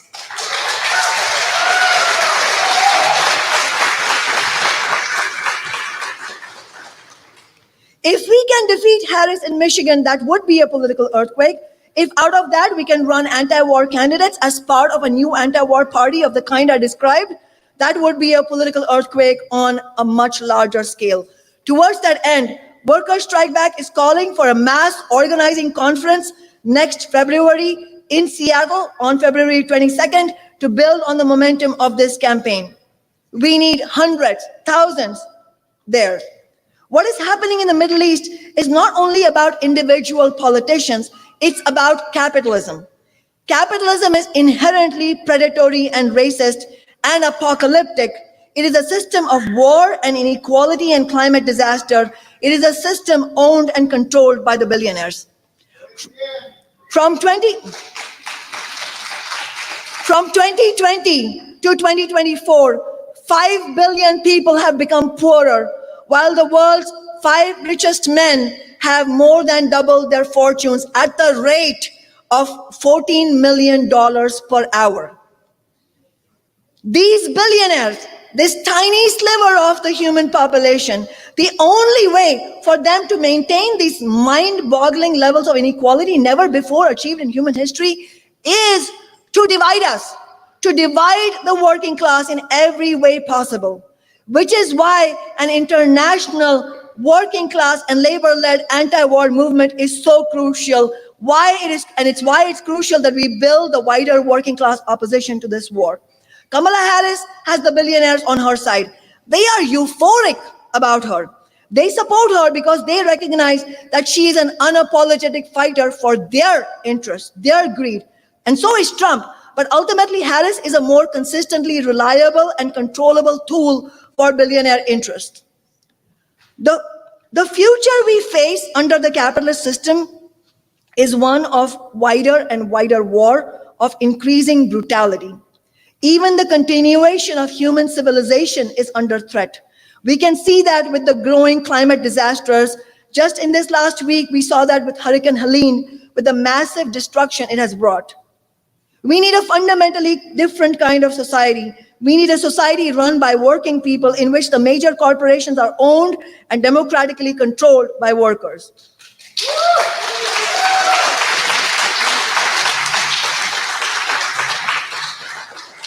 A society in which the economy is democratically planned and in a rational manner in the interest of our needs and the needs of the planet, not billionaire greed. Right now, our task is to get out the vote for Jill Stein, systematically and relentlessly against genocide, against the billionaire agenda. Here in Michigan, most of all, Michigan is ground zero for the making of history today.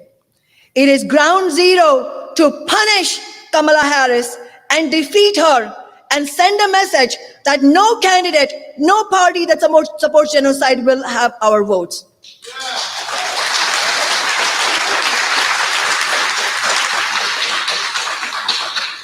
But my sisters and brothers, it is easier said than done. This is a tall order. Defeating Harris in Michigan is an achievable objective, but it is going to be very, very hard. We have less than a month left. And that is why we need to get out in action and get out the vote. It requires all of us. And never forget for 1 second, the line of history runs through Michigan. Harris and the Democrats have crossed that line, the line of genocide. Let's punish them. Let's defeat them. Solidarity.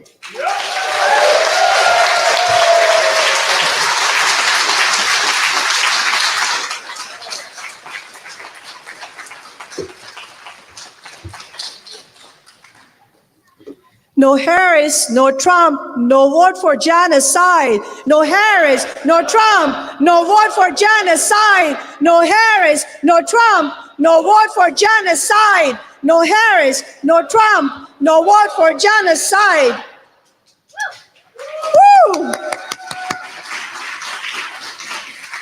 So, my dear brothers and sisters, now is the time to make a difference. Your generosity today can transform the lives of the oppressed in Gaza. To support those in need, we need funds.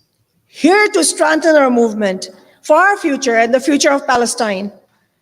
Every dollar you give is a step towards justice, empowerment, and hope. Together, we have the power to create lasting change. So let's act and let's give. For us to build the most serious anti-war vote, we definitely need resources. Please join me in welcoming Brother Justin Spence to help raise some funds.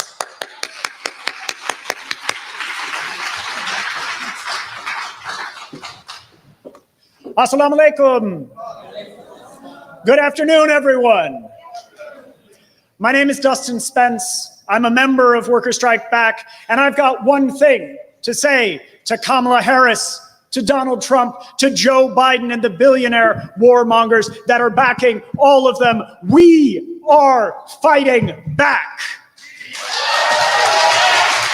We're drawing a line in the sand, and we will not support these genocidal candidates. Are you ready to fight? Are you ready to fight? So we are fighting for every vote to defeat Kamala Harris in the state of Michigan. If we succeed, we can send a historic message that if you support genocide, you will lose. There will be no votes for genocide, right? No votes for genocide. We refuse to support Harris or Trump, refuse to support the Democratic or Republican parties. We are fighting alongside the abandoned Harris movement to win the biggest possible vote for Jill Stein, the strongest anti-war, pro-worker candidate in this election.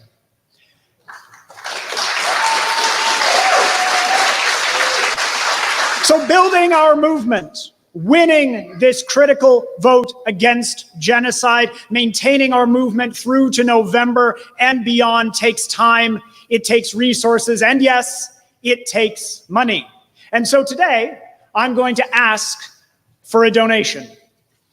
It takes serious resources to build a Get Out the Vote campaign. And so we are setting a target today to raise $10,000 to continue building this movement across the country.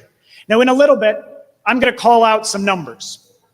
If you're here in person, raise your hand when I get to a number that you can give. Let's just test it out. Can you raise your hands? Great. Everyone knows how to do it. We're good. What we're going to do is have you raise your hand when I get to a number that you can give, and then a volunteer from our donation team will come over and process your donation here on the spot. Now, if you're watching on the live stream, there's a donation in the chat. And live streamers, you should say in the chat when you hear a number that you can donate so we all feel a sense of the momentum together. Now, think of a number that you can give. Think about what's at stake with crisis after crisis, hammering working people right now in Gaza, in the West Bank, in Lebanon, right here in Michigan.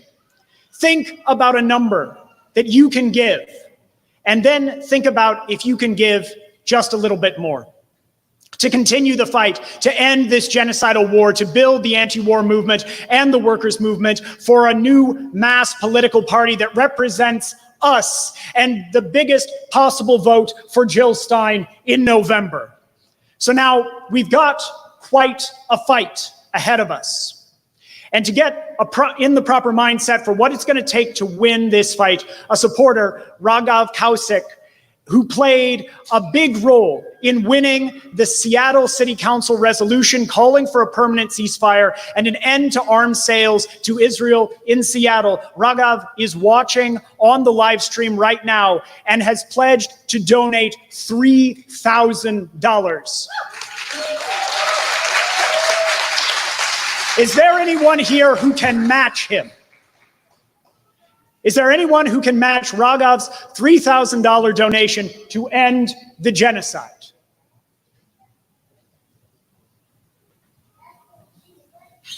I'll give it a moment. Okay. It's a big ask.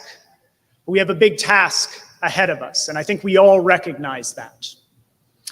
So today we've been talking about what working people can do to end Netanyahu's genocidal war. Both parties of big business have shown their determination to back the Israeli state to the hilt. The Biden-Harris administration recently approved a record-setting $23 billion on top of the billions that have already been sent to fund the Israeli military. And despite the fact that over 60% of Americans want an immediate ceasefire and an end to U.S. military aid to Israel, thousands have marched and have protested and joined the encampments against the U.S. support for the genocide. So who here can donate $1,000 or more to continue building the anti-war movement?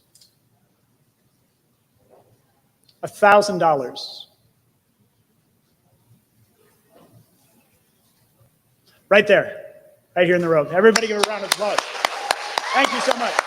Keep your hand raised. Keep your hand raised. Okay. Thank you so much. Is there anyone who can match that? $1,000.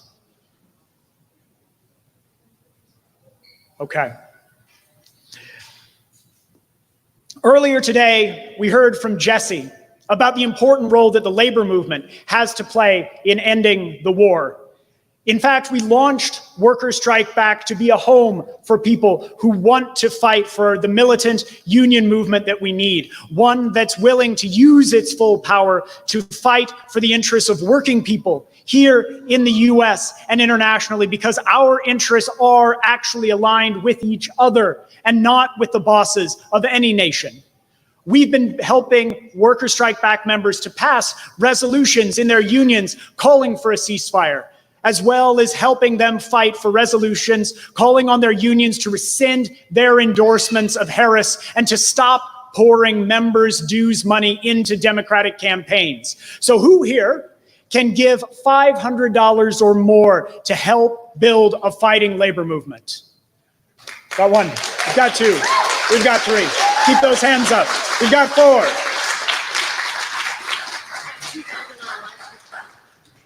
And we've got $2,000 donations on the live stream. Thank you so much.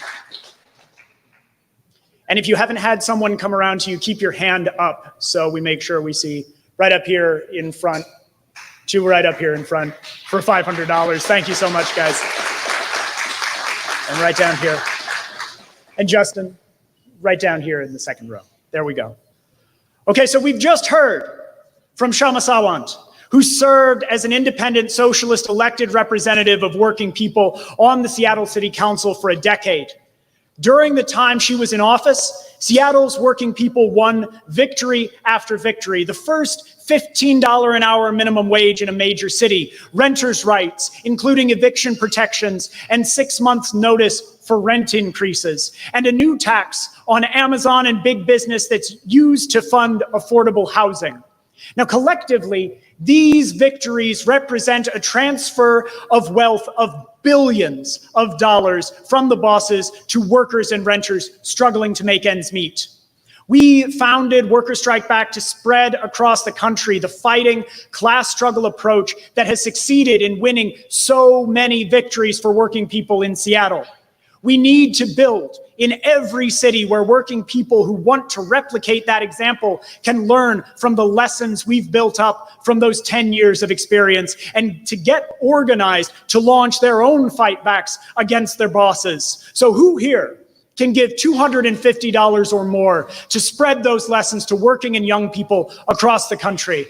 Got one, we've got two. Amazing. And please keep your hands up until someone comes to you. Great, great. And of course, Jill Stein herself is here today. Everyone who is voting to cast a vote for Jill Stein is voting that puts pressure on the political establishment in the US to win the war. Every vote for Harris or Trump undermines that pressure.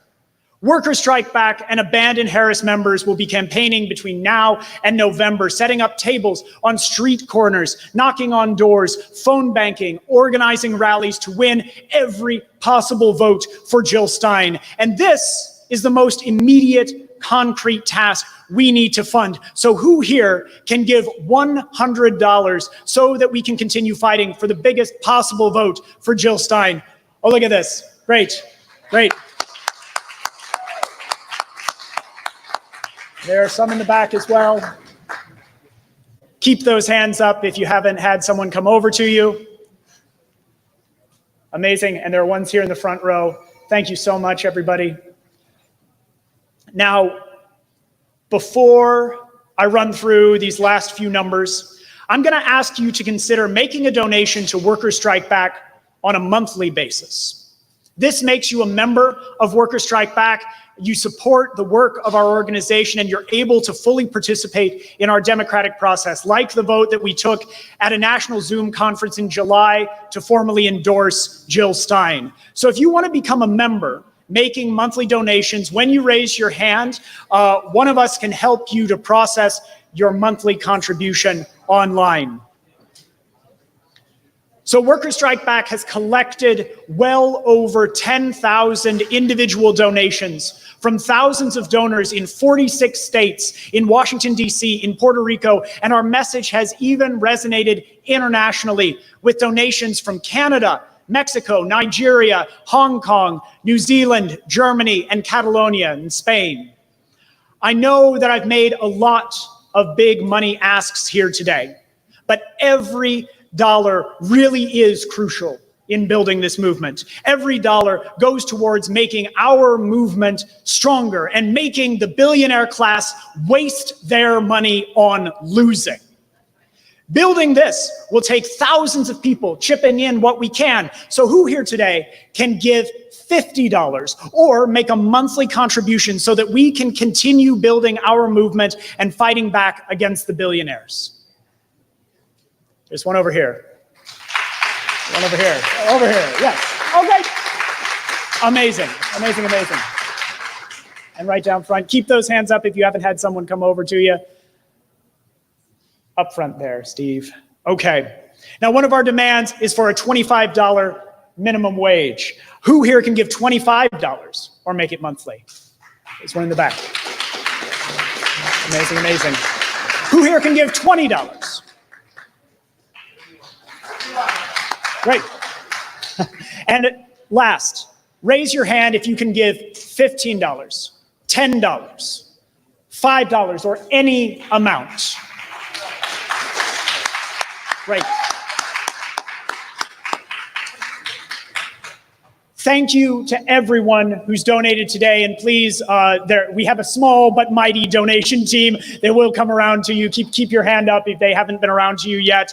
This incredible showing is exactly what it is going to take to build the movement to end the genocide. We have 1 month to go all out and build the biggest anti-war vote for Jill Stein possible. That vote, which will require tens of thousands of Muslim Americans to turn out to punish the two warmongering parties and serve as a step towards building a new anti-war party. Thank you so much. Shukran. Solidarity.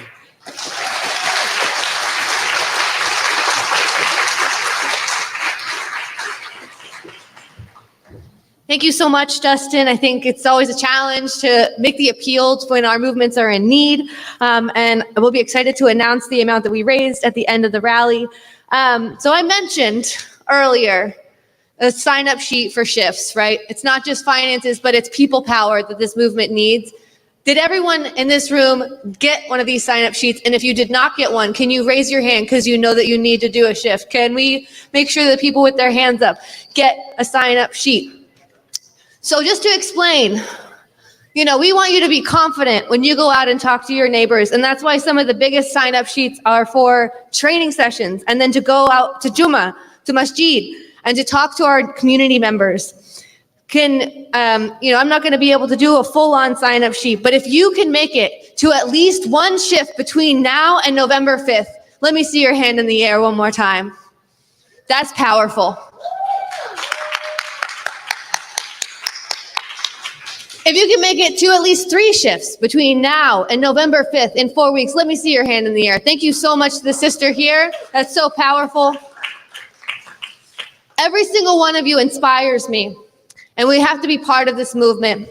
And if you feel, maybe I'm a little too nervous right now to do a shift, I would like for you to consider stopping by our table in the back with the Worker Strike Back signups. We have what we call a pledge card. It's for someone who's not yet ready to stand outside of the masjid or the grocery store, but they know that they need to do more than themselves just vote for Jill Stein. What is a pledge card? It's where you sit down and you think, who are 3 people who I know in my community who may sit out and not vote? Or maybe their conscience is torn and they've heard a lot of pressure about the so-called lesser evil, which we know is no such thing, no gentler genocide. And you write down those 3 people and you follow up with them, right? You give them the arguments that they need to hear because they trust you, right? And you say, hey, did you do early voting? Have you turned in your ballot yet? You be persistent and you make that difference just 3 people at a time. So even if you are still hesitating and you are not sure, I want you to make sure to sign down and at least do a pledge card so you can talk to your 3 people and we can get the most possible votes against the genocide. So there have been many powerful speakers here this afternoon, but leading up, I think, to a very important speaker who it's my honor to introduce. Jill Stein has been fighting against war, has been fighting against the undemocratic Democratic Party for a very long time. I mentioned earlier, she's on the ballot in 47 states in this country. And in some of those, yes, exactly. And that's no small task. That's the work of volunteers and supporters, but it is also fighting ruthlessly, unfortunately, against the so-called Democratic Party, who has fought to voter suppress ordinary working class people and Arab Americans who would like to vote for Jill Stein. Instead, the Democratic Party has fought to keep her name off the ballot in states like Nevada. It's shameful. But we are out organizing and fighting to let people know, to fight back against the corporate media, to cut across the media blackout, and to let people know that there is an anti-genocide candidate on the ballot that they can support. And it is my pleasure to introduce anti-war candidate, pro-worker candidate, Green Party candidate for president, Dr. Jill Stein.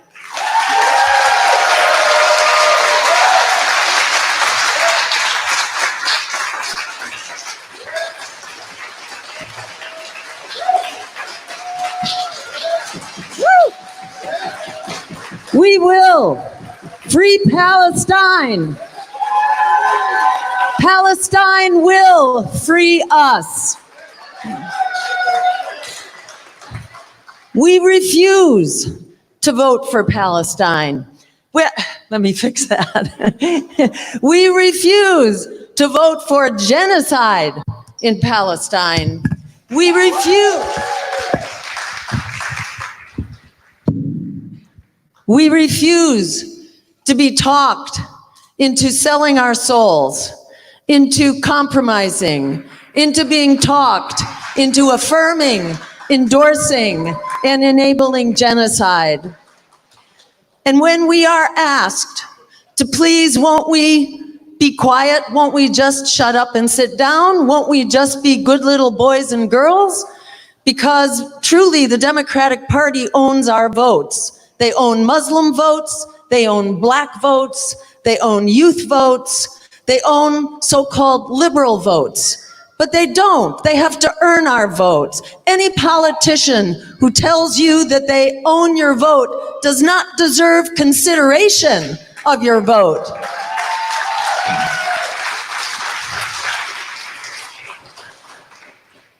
The Democrats are running scared. And they should be scared. They could fix this if they wanted. They could win back the Muslim vote, but they would rather lose the election. They would rather lose the election than stop the genocide. This is on them. They want to blame Muslims. They want to blame Greens. They want to blame socialists. They want to blame anybody but just take the focus off of their genocide. Democrats have been losing votes profoundly. When was the big tipping point? It was actually in 2010 in the midterm elections, when they lost 1,000 seats in state legislatures across the country. They lost 64 seats in Congress. They lost 13 seats in the Senate. They lost 13 governorships. Where was the third party to blame that on? There was none. This was the after effect, basically, of the Democrats throwing working people under the bus in the bailouts for Wall Street and the big banks and the mortgage brokers in 2008. They bailed out Wall Street and they threw out the homeowners. Instead of bailing out students and families who badly need a bailout, needed it then and need it now, very much against express public opinion. The two Democratic houses of Congress and the Obama Democratic White House, a trifecta of Democrats, decided to bail out Wall Street to the tune of trillions of dollars and allow millions of homeowners basically to be thrown out and lose their life savings. So the Democrats were punished. They didn't have any third party to blame it on. There was no spoiler mythology in 2010. They just said they got shellacked and they didn't explain why. And since then, that loss has continued as the Democrats continue to lose votes because they have abandoned working people. And even going back before the Wall Street bailouts, you had Bill Clinton and NAFTA and the loss of millions and millions of workers' jobs. So the Democrats have been throwing working people under the bus for decades, actually. They have no one to blame but themselves. This is why they cannot discuss the issues, because they are not standing up for their traditional base. As Joe Biden said in the 2020 race, He said that nothing will change. He reassured the Wall Street donors that nothing will change. And indeed, what changed?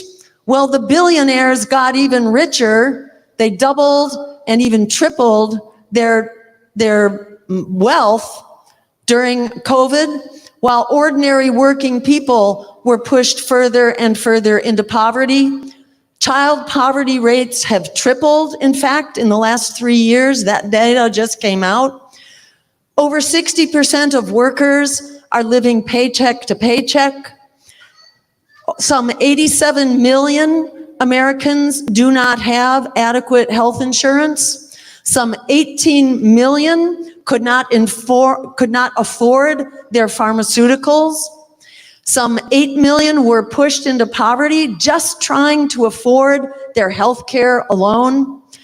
You have young people, according to polls now, 50% are saying they are hopeless about the future, and a quarter of young people are saying that they in fact have considered harming themselves in just the last 2 weeks before that poll. So this is not a world that is working for working people in this country. And that goes hand in hand with the endless war machine, which is conducting war and genocide, specifically in the Middle East, but wars all over the world. And in fact, we have seen a whole series of catastrophic wars since 9/11 that have cost US taxpayers some $20 trillion, according to Brown University Cost of War Project. In the last year alone, these are numbers crunched by Jeffrey Sachs at the Columbia University Economics Department, that we have spent, the average American household has spent in the last year some $12,000 alone on the endless war machine. It's 50% and more of our congressional budget. This is costing us big time at home. It's impoverishing us at home. This is why they tell us we don't have the money for the victims of Hurricane Helene. This is why people are isolated. This is why people do not have the food and the water and the electricity that they need in the wake of the third worst hurricane on record in American history. This is why we are not fixing that problem at its source. We need to start phasing out fossil fuels. It's great to create renewables, but we need to end fossil fuels. And in fact, we need public ownership and public management and public accountability for the fossil fuel industry, for the banking industry. We need public banks. We need public management and ownership, likewise, of transportation. There's no way that we will have a national rail system unless we are actually coordinating that on a public basis. We also need public housing with public ownership of this critical resource. Back in the Clinton administration, they passed the so-called Fair Cloth Amendment. There was nothing fair about it. It basically prohibited any further expenditures on public housing, which is absolutely critical if we are truly going to meet the urgent and dire needs of housing in this country. Some 50% of Americans now who rent their housing are severely economically stressed, paying 30 to 50% and more of their income just to keep a roof over their heads, which doesn't leave much to pay your student loans or your car insurance or your healthcare costs and so on. We have a housing emergency in this country right now, and we can solve that right now, by the way.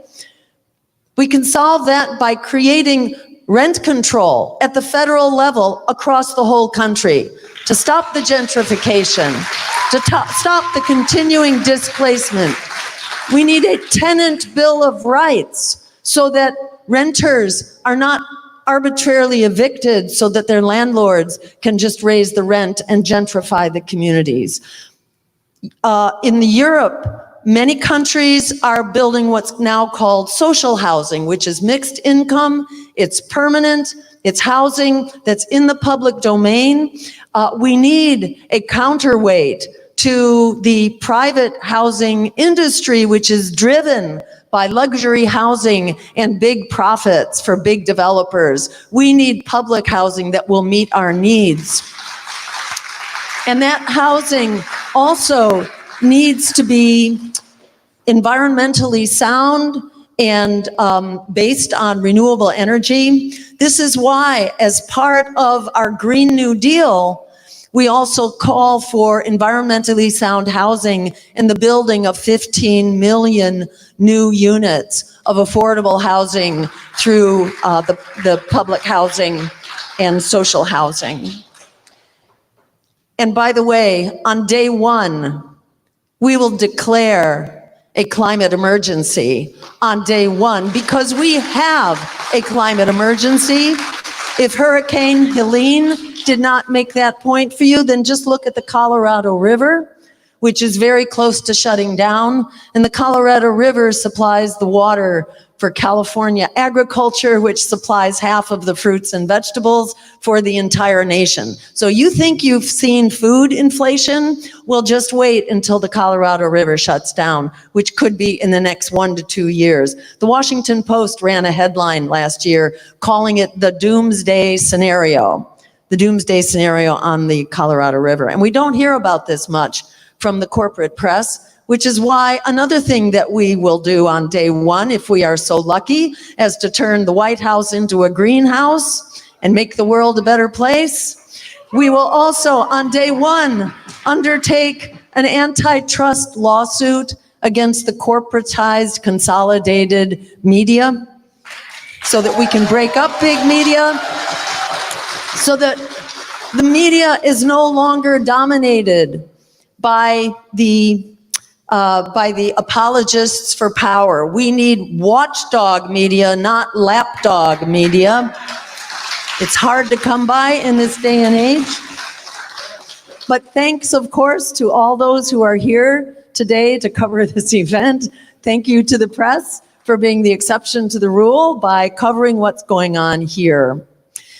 And let me again just say why this is so important and give a big thank you, especially to Abandon Biden, to Workers Strike Back, and to Dearborn, and to everyone who is here today. We are ground zero. We are the moral compass that is saying no to genocide, that is saying no to endless empire and its endless war machine. We are saying no to oligarchy. We are saying no to rising fascism, which is a serious problem, not just waiting for Donald Trump. It's happening right now here under Democrats with cop cities, with the war on freedom of the press, the war on freedom of speech, the war on the freedom to protest. Cop cities are happening under many Democratic municipal administrations across the country. We're seeing some 70 to 80 cop cities being built. We are seeing the training of local police now by the Israeli Defense Forces, teaching these abusive tactics for those who've been subjected to them. It's absolutely outrageous, criminal, and dehumanizing, and we need to put an end to it. Let me also say another action item on day one is to instruct the Department of Justice, our Green Department of Justice, to take AIPAC to court as a violation of the Foreign Agent Registration Act. And for those who are not convinced, I highly recommend that you see the recent investigative reporting that was done by Li Fang, formerly of The Intercept, now independent, His investigation of nonprofit organizations in this country who are actually funded by the Knesset, by money coming directly from Israel to nonprofit organizations in this country in order to change legislation, in order to change rules on campuses. Why is it that we suddenly have this ocean of repression on campuses or an ocean of anti-BDS legislation around the country? This is not coming from nowhere. This is funded. This is action on behalf of a foreign government, and the money is actually coming from the foreign government. Not necessarily all of it, but lots of it.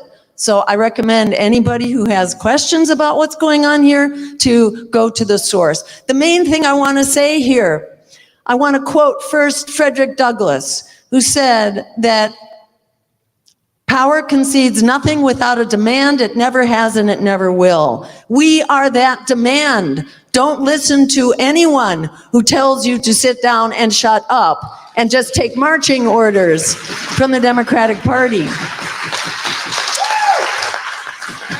And further, in the words of Alice Walker, and I paraphrase her a little bit, the biggest way people give up power is by not knowing we have it to start with.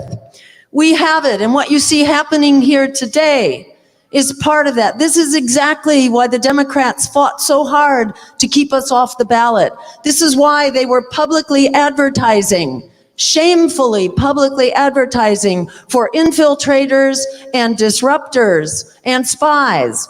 They were publicly advertising they did job postings for people to manage infiltrators and spies on our campaign.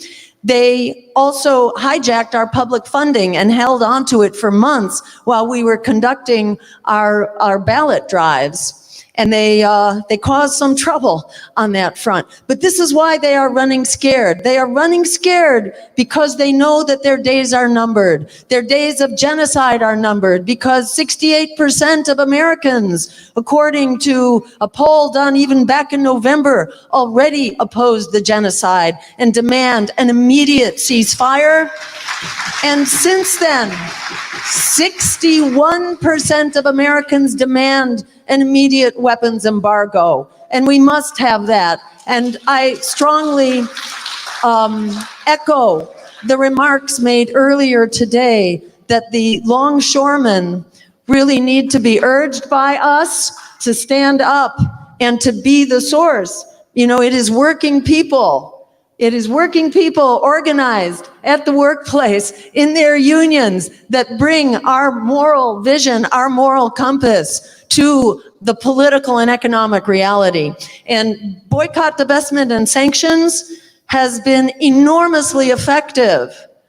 Israel is in deep trouble on many fronts, both militarily and economically. And some of that is because of the contracts that are being canceled, most recently at MIT. MIT, the home of so much of the military-industrial complex, canceled a major contract. And this is undoubtedly why so many heads are being bashed in campuses around the country, because so many campuses are being funded by military contracts, which again gets to why we are here. We are here to create an America and a world that works for all of us. Step one is to stop the genocide. And every vote that is cast for Kamala Harris or Donald Trump or RFK, because he's still on the ballot in some states, many states actually, every vote is an endorsement of genocide. Every vote for our campaign is a shot across the bow of the empire, telling them that we are here, we are organized, we are not going away, this genocide will be ended. And again, on day one of our administration, in fact, even before day one, on the day of the election, we would pick up the phone and tell Bibi Netanyahu that his genocidal war is over. And that would not only end the genocide in Gaza, that would end the war that is expanding right now into the West Bank, into Lebanon, into Yemen, into Syria, into Iran. This is unbelievably dangerous for all of us.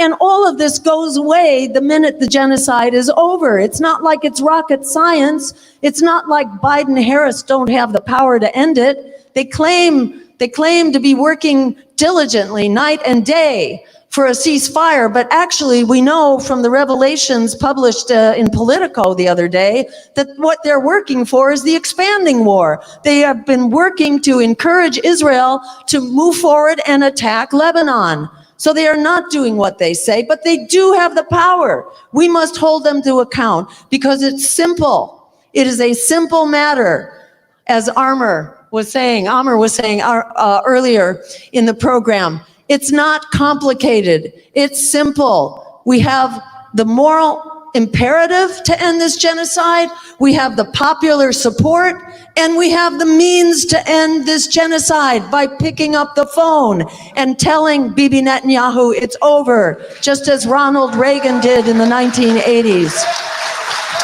And it doesn't end there, which is why our movement does not end.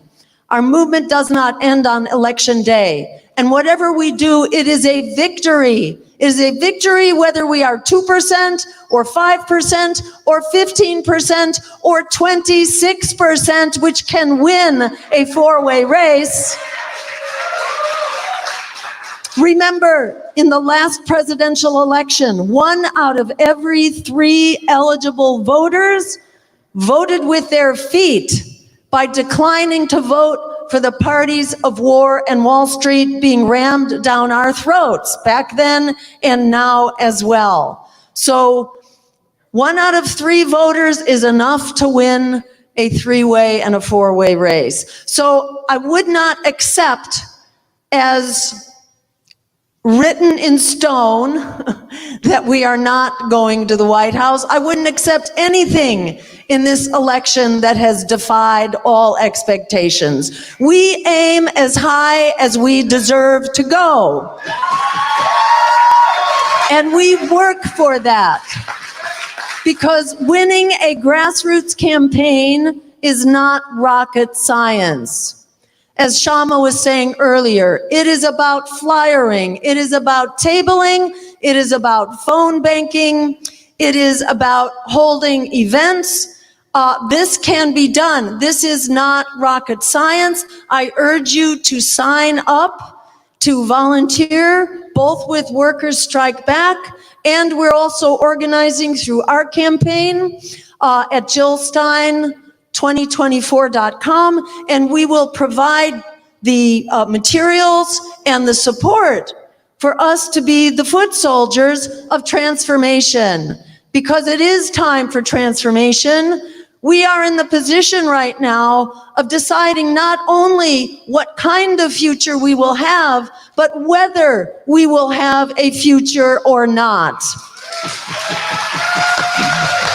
What is being normalized right now in Gaza is the torture, the daily torture and murder of children on an industrial scale. As a Jew who grew up after the genocide of Jews, shortly after the Second World War, our community was asking itself, is there life after genocide? And we discovered, in our community at least, that there is life after genocide only if we affirm that genocide will never happen again, not to anyone. And we held accountable. We held accountable for that genocide, that Holocaust, not just the perpetrators, but the bystanders. And this is happening with our tax dollars, our elected warmongers in the White House and in Congress. And on that basis, it is a moral imperative for us to stand up and do all that we can to throw the bums out now. all of the genociders and to not vote for genocide, to make a strong vote against genocide, and for us to continue building this movement. Because when workers are getting together with Muslims, with campuses, with students, with Jews at Jewish Voice for Peace, that I will also give a shout out to, this is an unstoppable coalition. We are strong together. We are unstoppable together. Let's make it happen. Thank you all so much for being here. This is the beginning of a stronger coalition than we have ever seen in our time. I thank you from the bottom of my heart. Free Palestine. Free us all. Thank you.